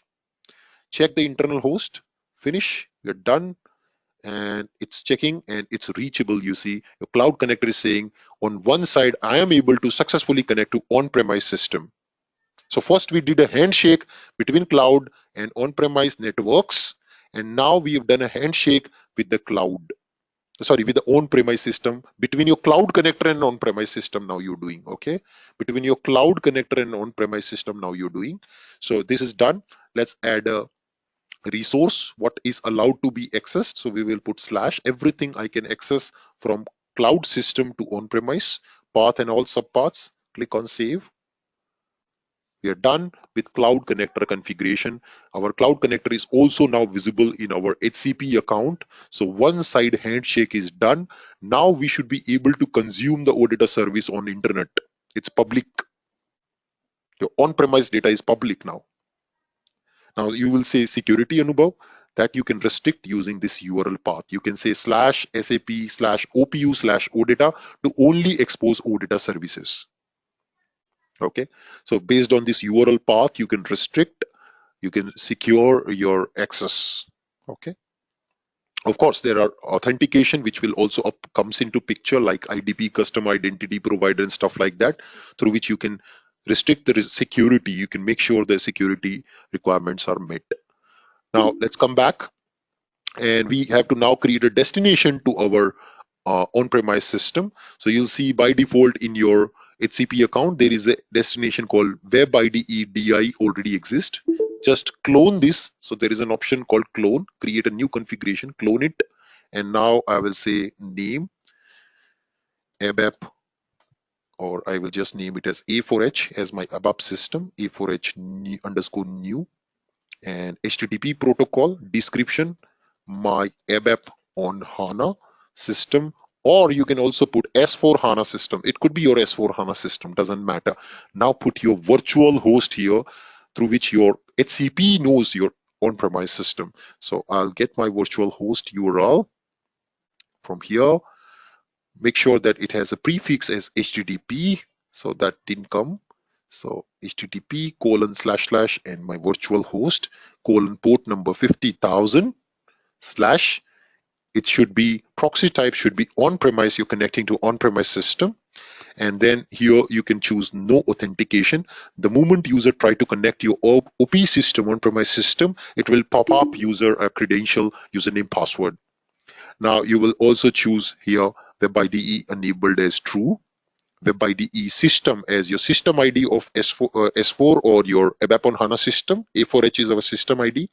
Web IDE usage, what is the purpose you want to use Web IDE? So the purpose you can define here. Let me just take this. Sorry, let me just open that. And these are all the purpose which we can use.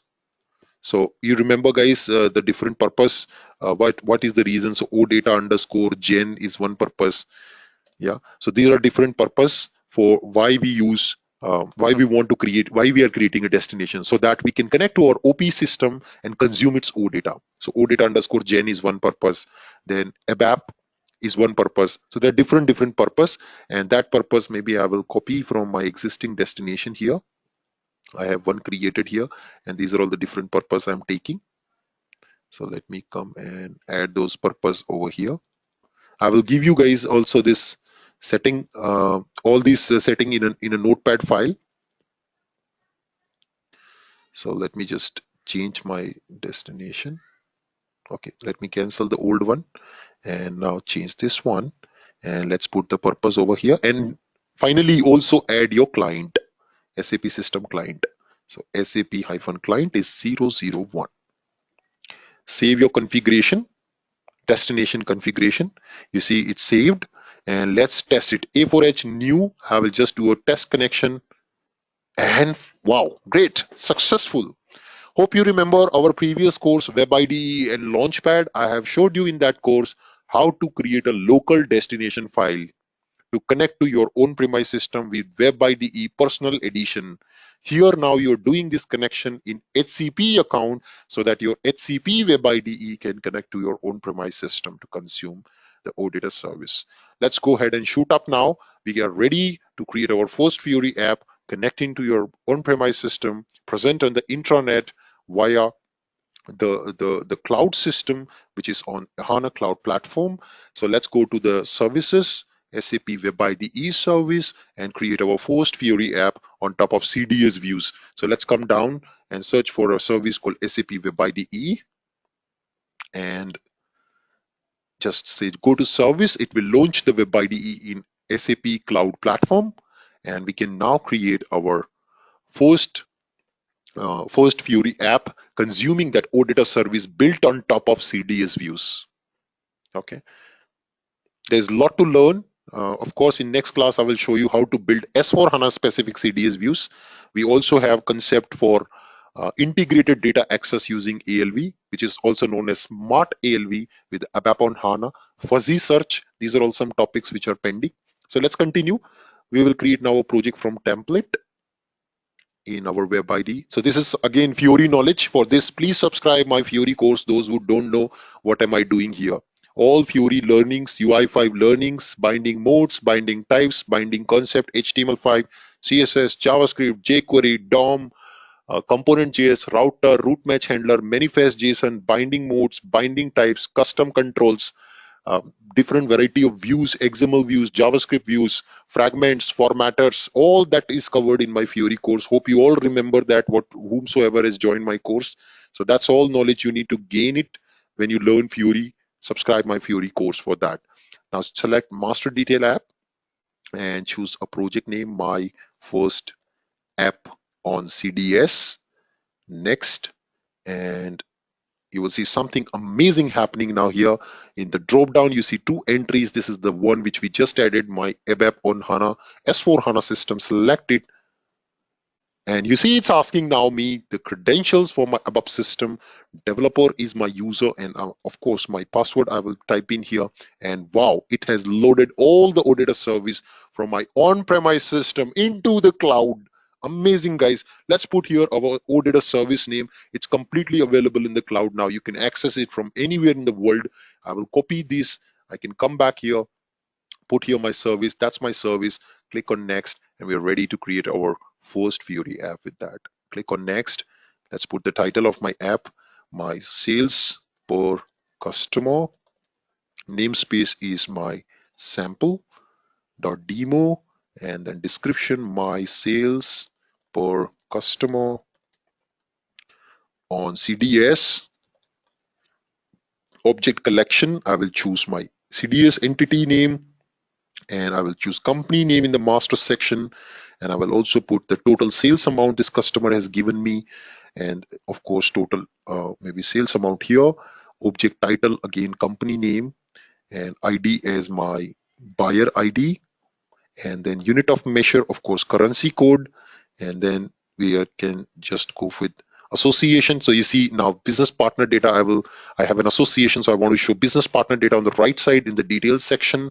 So business partner email address I want to show with association, and also I want to show the business partner uh, web address, and we can say finish.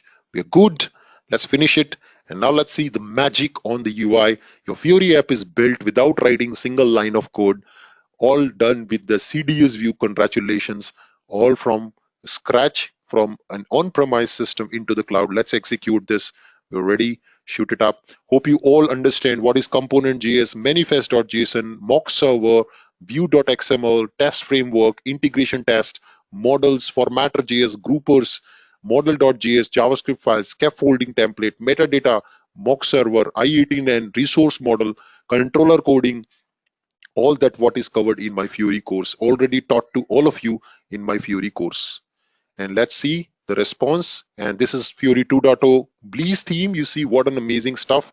And it's asking me the password once again. So I will pass developer, and my password, of course, my on-premise system. It goes, authenticates, and pulls me all the data. What an amazing stuff. All my real-time data is being populated. And from here on, all your Fury knowledge comes into live. You can apply all your Fury knowledge, guys, to get started. Keep building your Fury app end to end. This is completely possible now from here on for you. Hope you like the example of how to build Fury apps on top of CDS views and auditor service, and all that is connected live into the cloud using HANA Cloud Connector. Any questions? Now time for shoot up your questions. I was parking all of you for all your questions. Feel free to ask your questions one by one. Let me look at some questions which are posted. Is it possible to consume this auditor from other third-party systems to replace the existing interfaces like proxy, file transfer? That's what we did. We consumed the auditor service over internet, over HCP, which is on internet, using HANA Cloud Connector. In fact, now you can consume it from wherever you want. What you need to just use is this Fury URL. Okay, this is your web IDE URL, and put your destination name, which was A4H underscore new. Put slash, press enter just to test this connection is working fine. Oops, it's not. Maybe I will just quickly try this. Press F12 on the console just to open the console in the browser. Go to network calls, refresh once again to see what exactly, which metadata, how it is accessing the Fury, OData metadata, and that URL we will be using to connect to our OData. Let's try that out. So we'll see here. Okay, I got my URL. So you see this is the OData service, it's calling, and I can now also run and show you in my local system this OData. So press enter, and that's your OData. So earlier I was not able to access this OData in my local system, and now you can see via the web IDE dispatcher I'm able to redirect this call via web IDE to the cloud, to the destination, to the HANA Cloud connector, to the on-premise proxy, and then finally to my SAP NetWeaver system. Yeah. So I'm not sure whether you all will be able to access because it's in the cloud. I will put this URL. If you have your HCP account ready and it's been proper, then you will be also able to access this Auditor service from your computer wherever you are in the world because it is in the cloud. I had put it in the chat box for you. How to display larger amount of data while displaying the Auditor if we replace the interfaces? I did not get this question actually. I did not get this question, Nag. What do you mean by larger amount of data? Actually, in next class, I will show you building a complex one. I'm not sure how many of you will be able to understand that. We will build a pretty complex view using virtual data model on S4 HANA, and we will expose this in a analytical list page application, ALP application. Okay, I will show you that kind of application in next class. Hopefully that time it will also answer your question about complex type of data. You will see that analytical list page applications are very, very powerful applications used to display transactional and analytical data together under one single Fury app without writing single line of code. All is built using Auditor annotations. Just let me show you a quick sample of that over here, if possible. I'll go to my ABAP on HANA, and this is what my analytical view is. You see here, these are all the annotations related to UI, which we will use in analytical list page. And you can see here, there are a lot of different annotations which we are using here. This is just to build a chart basically in an analytical list page. You see there are a lot of different analytical annotations over here. This is all built using SAP S4 virtual data model concept, VDM. Okay, that's what we will be building in our next class, and I will expose this on as an auditor, and then we will be using this in an analytical list page application. You will be proud of doing that. Nobody will show you these concepts, guys. Nobody. It's an open challenge. Nobody even can touch these concepts because they are very unique concepts, and you need to put lot of effort learning them, and you need to also be working real time in learning these concepts. Majority of the trainers, what they just do is copy paste. You can also do that. You can also become a trainer online quite easily. Download ready-made sample of Android, Python, any coding, any course, machine learning. You can become a trainer of machine learning also. Go to internet, download ready-made samples, uh, start teaching, launch your course, launch your website, become a trainer. It's very easy to become a trainer like that. Copy paste of code. Just you need to know where to copy, how to paste, show the output. Done. Explain a little bit of it to students, make them fool. Easily you make lot of fame. Yeah. Okay, moving on to the next interesting concept, which is called CDS table function, which is a very amazing concept in CDS. This concept was is only possible with SAP NetWeaver 7.5. So what is CDS table function? Okay, a CDS table function is nothing but calling an ABAP managed data procedure, which we had already learned in the past unit, AMDP, using CDS view. Okay, so using the CDS concept, using the CDS interface concept, and underlying it will call an AMDP. Now you will say, Anubhav, what is the power of it? I can directly create an AMDP. I can use that AMDP and call that AMDP anyways already as a class method. Why you doing this? The reason is other way around. This is required in case there is some functionality which CDS cannot achieve. Okay. Example, data type mismatch, looping, conditional looping, and logic. So such things which CDS cannot do, you only some kind of imperative logic where you want to implement, you have to go with this. Okay, that's the reason why we use this. Let me take a real-time practical example. Recently I was reading through some post on SDN, and there was a requirement.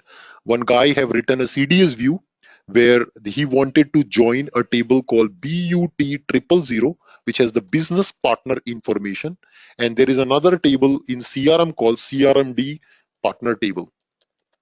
These two database tables are there in your SAP system, and the guy wanted to basically join these two tables because your business partner information like name, title of a business partner is present in here, and service order information for a partner was present in this table. Okay, and there was a requirement for him to join these two database tables, and he wanted to do it using CDS view. Now, that is not possible using CDS view. Why? Reason is so simple, the data type mismatch. So if I go to the system, I'm not sure in our Cal system do we have the data now available in these tables, but let me quickly show you. Okay, I just got to quickly connect again. So let me just connect to about. This is all real-time things, guys. Real-time, real business examples. I search a lot of on internet to find these kind of examples, and then I will bring it on table. So I'll just connect again and just show you the tables quickly, both the tables, and show you how can you implement CDS table function feature to achieve this requirement. When you have a data mismatch between two database tables, that time this will be useful. So if you come to this CRM MD table, you will see the partner GUID is a raw 16. Okay, it's a raw 16 field. Okay, so partner GUID in this table is a raw 16 in this particular table, and if you go to the business partner table, which is BUT000, from where CRM is picking the business partner data, you see this partner is care 10. Okay, I think they are joining different columns. So in the partner table, it is partner GUID. Sorry, in this business partner table, it is partner GUID. So if you come down, you will see a partner GUID field. So there we saw it was raw 18, and if I search here partner GUID, this is the field, and you see it is raw 16. So here it is raw 16, and there it is partner number is different. So if you go back, partner number is different. So partner number field of CRM D partner table, and here you will see partner number. So let me search for number field. So there it was raw 16, and here it is character 32. If you create a CDS view now on these two tables, joining them, it will give you an error. It won't allow you to activate your CDS view. Let me show you that quickly. So go back, right click. We are rushing out of time. I will do it little fast. So create a CDS view, ZCDS demo flop, because it's subjected to flop. So flop view, and say finish. And I'm just going to create a join association between these two tables, my CRM business partner table and BUT000 table. So let's define a SQL view name over here. So VMO flop, and I will put my first database table from CRMD partner table as partner. And then, of course, to define a join, we will be using association concept, association of one, and association to my BUT000 table as underscore bupa. Remember the naming convention for association on dollar projection dot, I will be choosing partner number,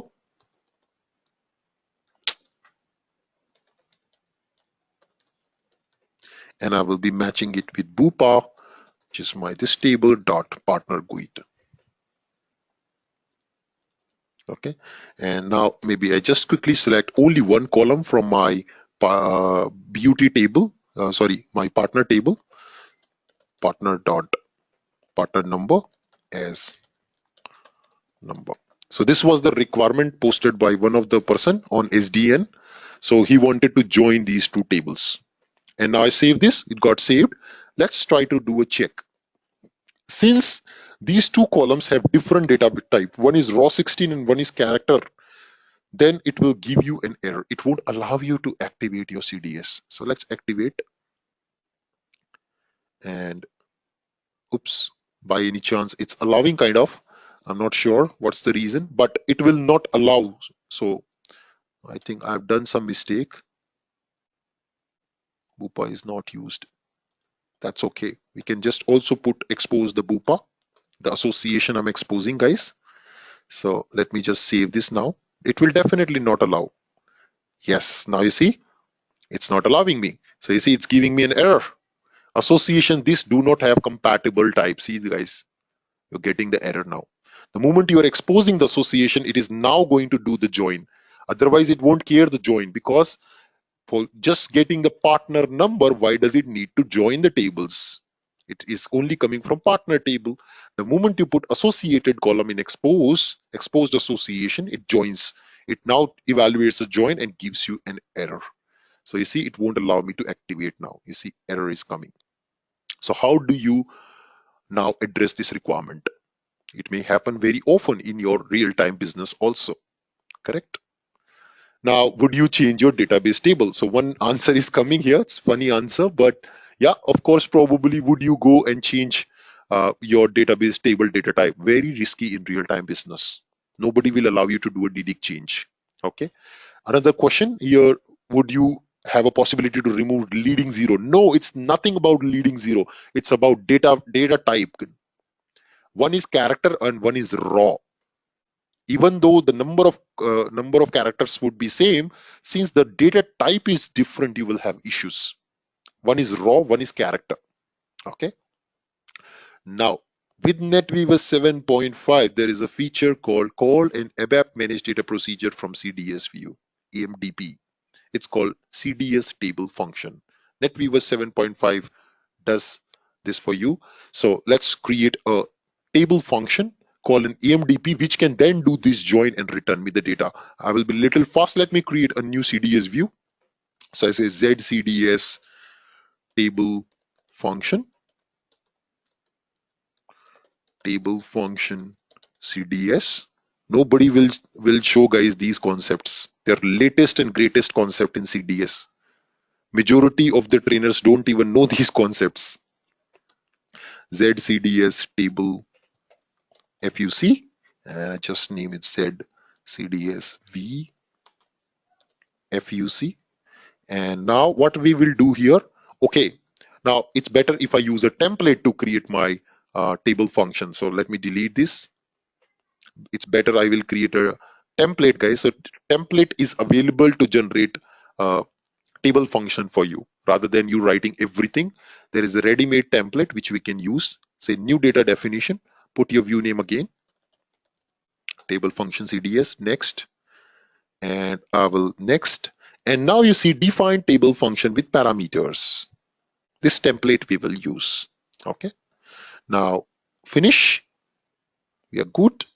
And you would see it will automatically create for us a table function CDS views. Okay, now let's give this an end user label. That's okay. And now you can also define a parameter along with this. Now you remember that whenever you're writing SQL code, it's important that we take care of client ourselves. So it's better to create a client parameter which can be passed from the consumer side.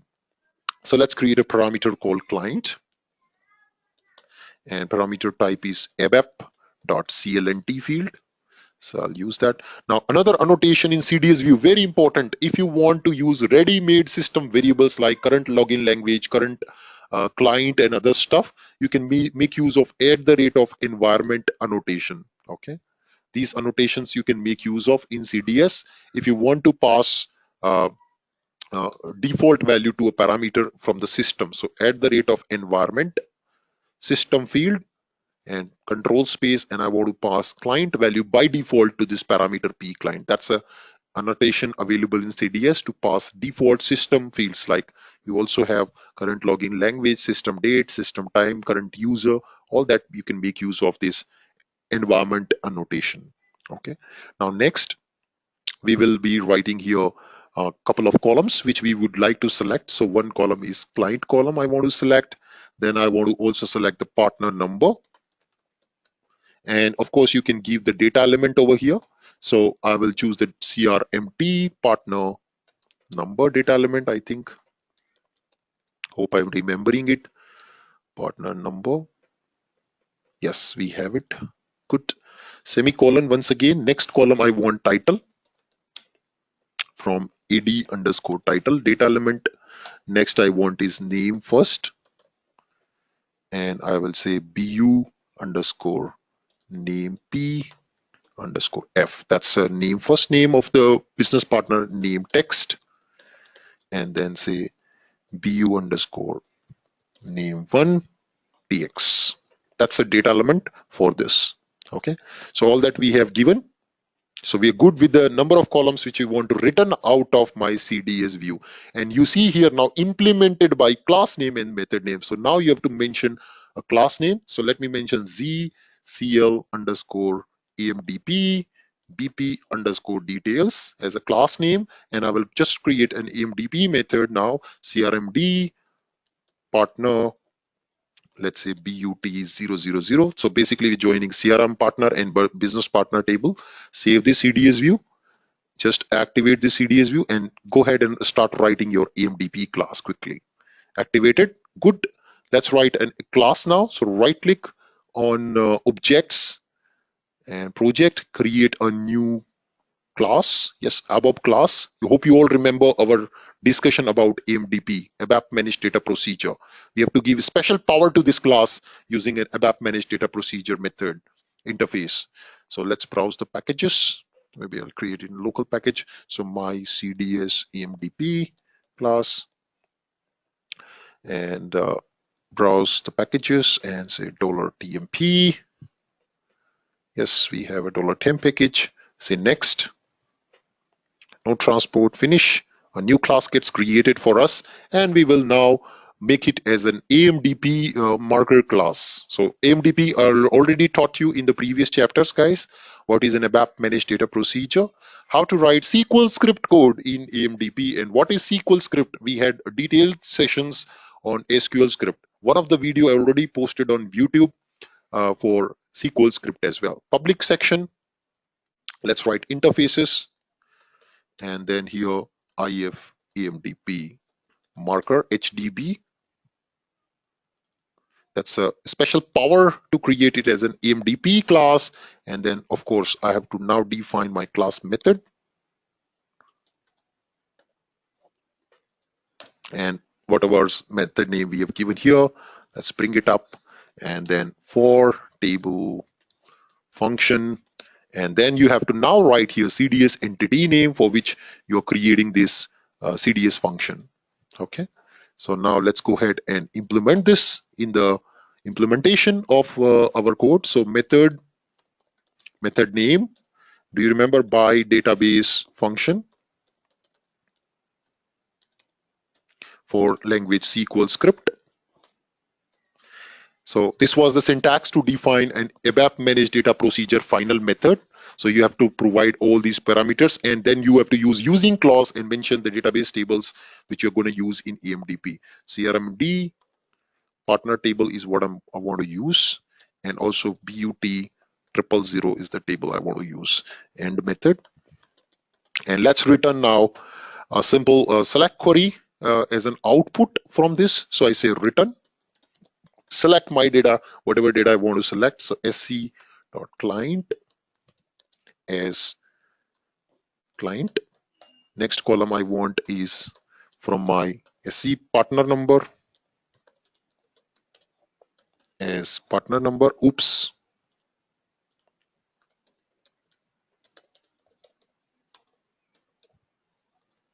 And then next was SC, my next table, which is sp.title as title.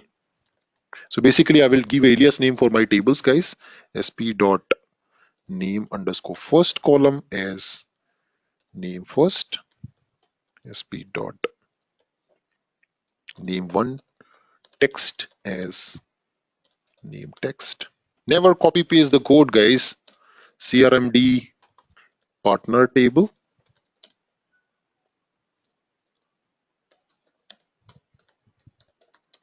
as SC, inner join BUT 000 table.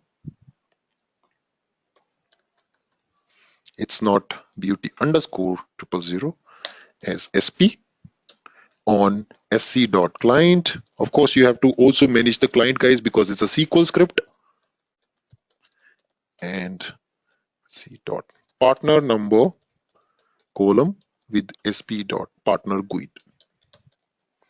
And this was the join which was hampering us creating a CDS view, which is now possible with ABAP managed data procedure. You can directly call it sc.client equals to my parameter of the client which I'm passing. Remember, in SQL script, we use smiley when we use an existing parameter, and that's a parameter p client which gets passed to the AMDP from the CDS view. Save this. That's it. We are done. Why it's giving me an error here? So select this column, this column, this column, this column, this column, and this column from this table as this. It's giving me an error. Okay, I did a wrong misspelling. Yeah, we are good. Okay, it's giving me an error here. Now let's see. Database function must be read only. Use options read only. Okay, no problem. Options read only. No problem. Let's save this. And now sc dot partner number, of course, the alias name dot column name. We are good. Save this. Let's activate our ABAP managed data procedure. Make sure you have to handle the client yourself. It's a SQL code, gets pushed down to the database, and underlying database procedure gets created when first time AMDP is called. We are done. You can now do a data preview of the CDS view. Press F8 directly on the CDS view, and voila. Oops. Right now, I think we don't have data in our database table. That's why it's giving empty. But if you have data in database table, of course, you will get the data. You see no error is coming because successfully able to activate this. And this can be consumed by other CDS views as well now. And you see, it didn't give me a pop-up for client field to be passed because I have already annotated here that current login client should be passed in this parameter automatically. Okay, so it didn't give me a pop-up for passing the client field. Let me just come back and make sure that there is no data in the table. Otherwise, we need to probably check. I F8, and yes, you see no table entry found. So there is no data in our CRMD partner table. Of course, we can't see any output. There's no data in the system. But yes, this is how you can achieve very good example for ABAP managed data procedure. This is what I learned from internet, and I have presented it in front of you as a real practical example. But there could be more used cases. You can also call our entire open item analysis scenario end to end with the help of this. Okay, complete open item scenario you can call with the table function feature of CDS view. Now, next question is about authorizations. Nobody will cover authorization of CDS views. Let's look at how can we restrict the data records which are coming from CDS view. How can we secure our CDS data? Because it's all about reading the data. CDS is all about reading. So how can you secure your data access using CDS? Let's go to any existing CDS view, and maybe I'll just see some CDS view over here. So what is it reading? It's reading business partner address data. Okay, let's try running this. Let's see what it returns me. It gives me a lot of business partner data. Okay, additionally, I want to also just maybe return the country value, which country this business partner belongs to. So I just use association address dot country. Yes, we have country field here, and as country, save this and activate the CDS. So there is this CDS which we created in last session, where we are creating relation between business partner and the address. Okay, so let's execute the CDS, and now you see it's also showing the business partner country. Now suppose I don't want my business user to see the data for every business partner in every country. Okay, I want to restrict read of my data access based on my users in SAP system. So suppose a user who is in US country, who is assigned a role for US, should only be able to see the data for US business partners. if a customer or if a clerk in the company working in Germany, only he should see the business partner data for Germany. Why should he should be given authorization to look at business partner of US? How can we restrict it in SAP? That's done using creation of roles. So I will now define a role, and then I will attach that role to a CDS data access concept, and I will show you how can we do this restriction automatically. Let's go to our backend system and go to transaction PFCG to define a new role for business partner country. So I will just define Z role BU Bupa country, and let's create this role Z Bupa country, and let's come to create. Let's create new or role for country partner. Save this. And now what I'm going to do is I will also define an authorization object. So let's define in SU21. Hope you guys, those who are ABAPers, already know the authorization concept in SAP. So I'm defining in SU21 a new authorization object. So let me go to SU21 and create a new authorization object for our purpose. I will first create an authorization class, and then I will create an authorization object. So authorization object class, and I will say ZBUP, and I will just name it as business partner, and then local object for time being. Click on OK, and you see ZBUP created. Right click and create an authorization object in this class, and I will just name it as ZBUP CTRY if it allows. It's not there. Good. Business partner country, and we will be including some fields in this now. Okay, so let's do a field maintenance of this business partner authorization object, and I will probably also create a country field here. Okay, CTRY. Hope you all know this concept, guys. What is authorization concept in SAP? So land1 is the database for country I will use, and there is a table called T001. Hopefully this is the table for country codes. Anybody? What is the table for country codes in SAP? Anyone? Do you remember? Is it T100? T005. Okay, no problem. But we just use the data element to create this field CTRY. And now we will just go to our authorization object and add this country field as well as an activity field. Okay, so I will come here and now maintain authorization fields, country and activity.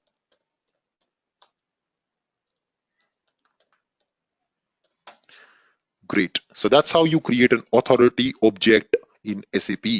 Hope this is clear to everybody. Basic ABAP stuff. This is what I taught in my ABAP programming course. Those who don't know, please subscribe my ABAP programming course. You will know how to create authorization objects in SAP ABAP. This is a very basic thing every ABAPer should know. Now I will also say permitted activities for this is display, only display. If user has authorization to display some particular country business partners or not. Save this. Everything looks okay, cool, green, and we are ready with this authorization object. Let's include this authorization object in our business role, sorry, in our technical role which we created. And I come to authorizations and just create change authorizations data. Okay, it's good. I have authorization, every authorization in our Cal server. That's what happens when you take the server from Cal. If you take server from Hyderabad, people will not give you these critical authorizations to define roles and stuff. So you will feel it difficult to practice such things. Okay, now expand it and you see now activity in country. Right now I want to mark it with all activities and country. I will choose it.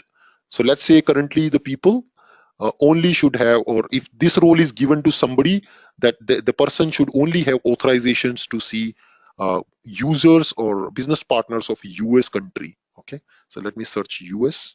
Anytime my Cal server may end, guys, because I have set it to 3 hours. It will get over. Maybe we have to continue our session in the next class. So I will search here US. Why it's not searching?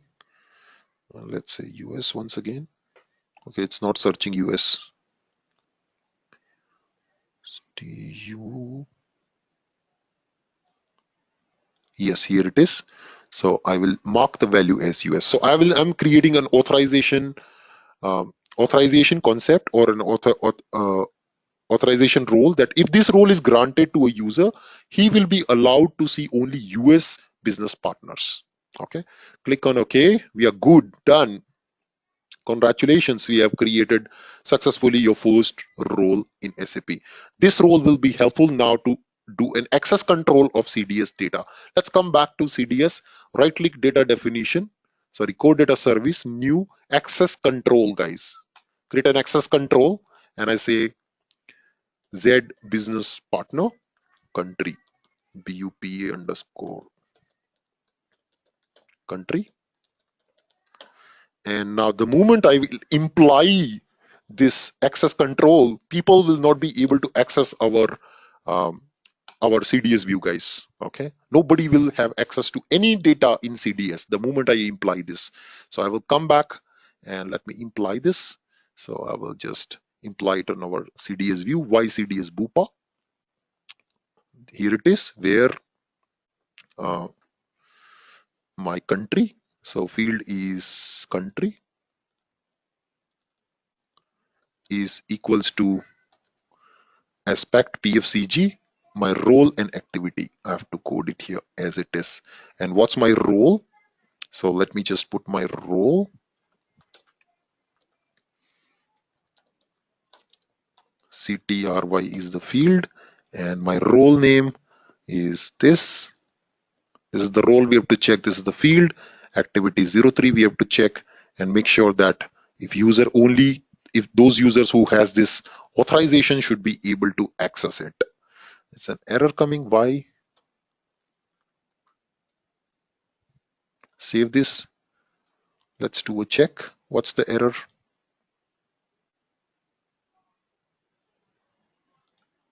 Why it's giving me an error here? Do I need to put it in my single quote? No, I don't think so. Why it's giving me an error? So here we are putting now our role name, our field, what we are checking, and activity equals to 03. If the user has display authorization for a given country, then user will be with this particular role is assigned with, let's say, do I need to give the value here? I don't think so. I don't think so. No, it should be automatic. Let me save this. Why it's not giving activation? Grant select on this particular CDS view where country is equals to this.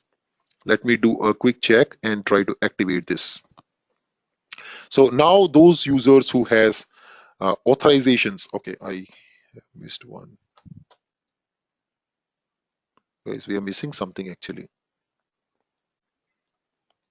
Okay, I think server is down.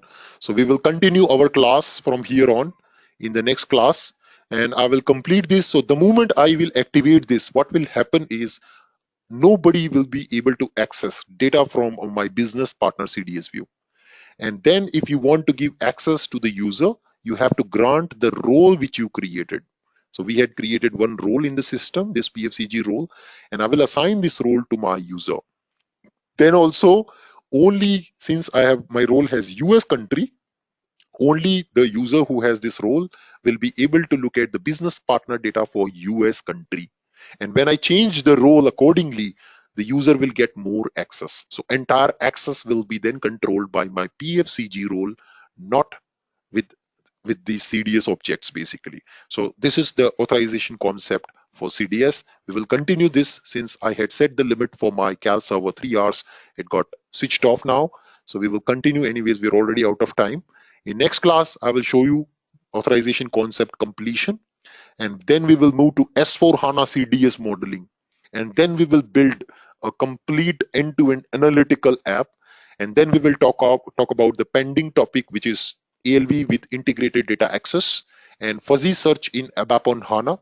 And this all logic, all the concepts together will make you prepare for your certification exam. Okay. So that's it from my side today. Any questions, feel free to ask before we close today's class. Anybody, any questions? Anyone? No questions? DML is not supported using CDS view. CDS view is all about DDL, DCL, and DQL. Data query language, data definition language, and data control language, which we are seeing now, the S4, the CDS concept for authorization control. There is no DML with CDS views. Any other questions? Anybody? Before we close today's class. It was too many concepts today in one single class. I hope you enjoyed today's session, especially the connection from HCP and our on-premise system and exposing this over the internet. In which situation CDS is faster than OpenSQL?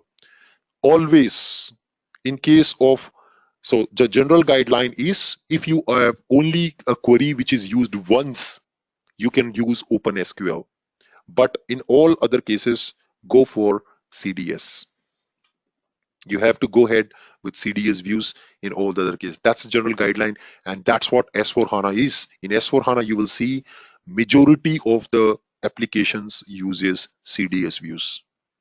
They don't write OpenSQL anymore, because you will see in OpenSQL, there are 100% chances that developer writes select star. But if you do CDS, of course, you would avoid such situations where you would really leverage the power of SAP HANA and code to data paradigm, which we learned in previous classes. Can you please show us how to test a CDS? Yes, we will see that in the next class when we will build VDM model using CDS view. We will see how to test a CDS view using concept, using there are separate transaction RS, RTRS underscore ODP underscore DIS. Using that, you can test your analytical CDS view, your analytical queries. We will see that in the next unit on NetWeaver 7.5, how to test your CDS. Okay, and of course, you already learned it, how to write select query on CDS, how to also test a CDS locally within your ABAP on Eclipse using a data preview. But of course, with the data preview, you can't test aggregations, like if it is doing sum, min, max properly. When it is combined with an analytical query, you can test that using those transaction RS, RTS, ODP, DIS, and there is another transaction for query monitor, RSRT transaction. We'll see that in the next class. Any other questions? No questions? Great. So with that, it's a wrap on today's class. Thank you so much for your time. See you tomorrow at the same time. Have a nice day and goodbye.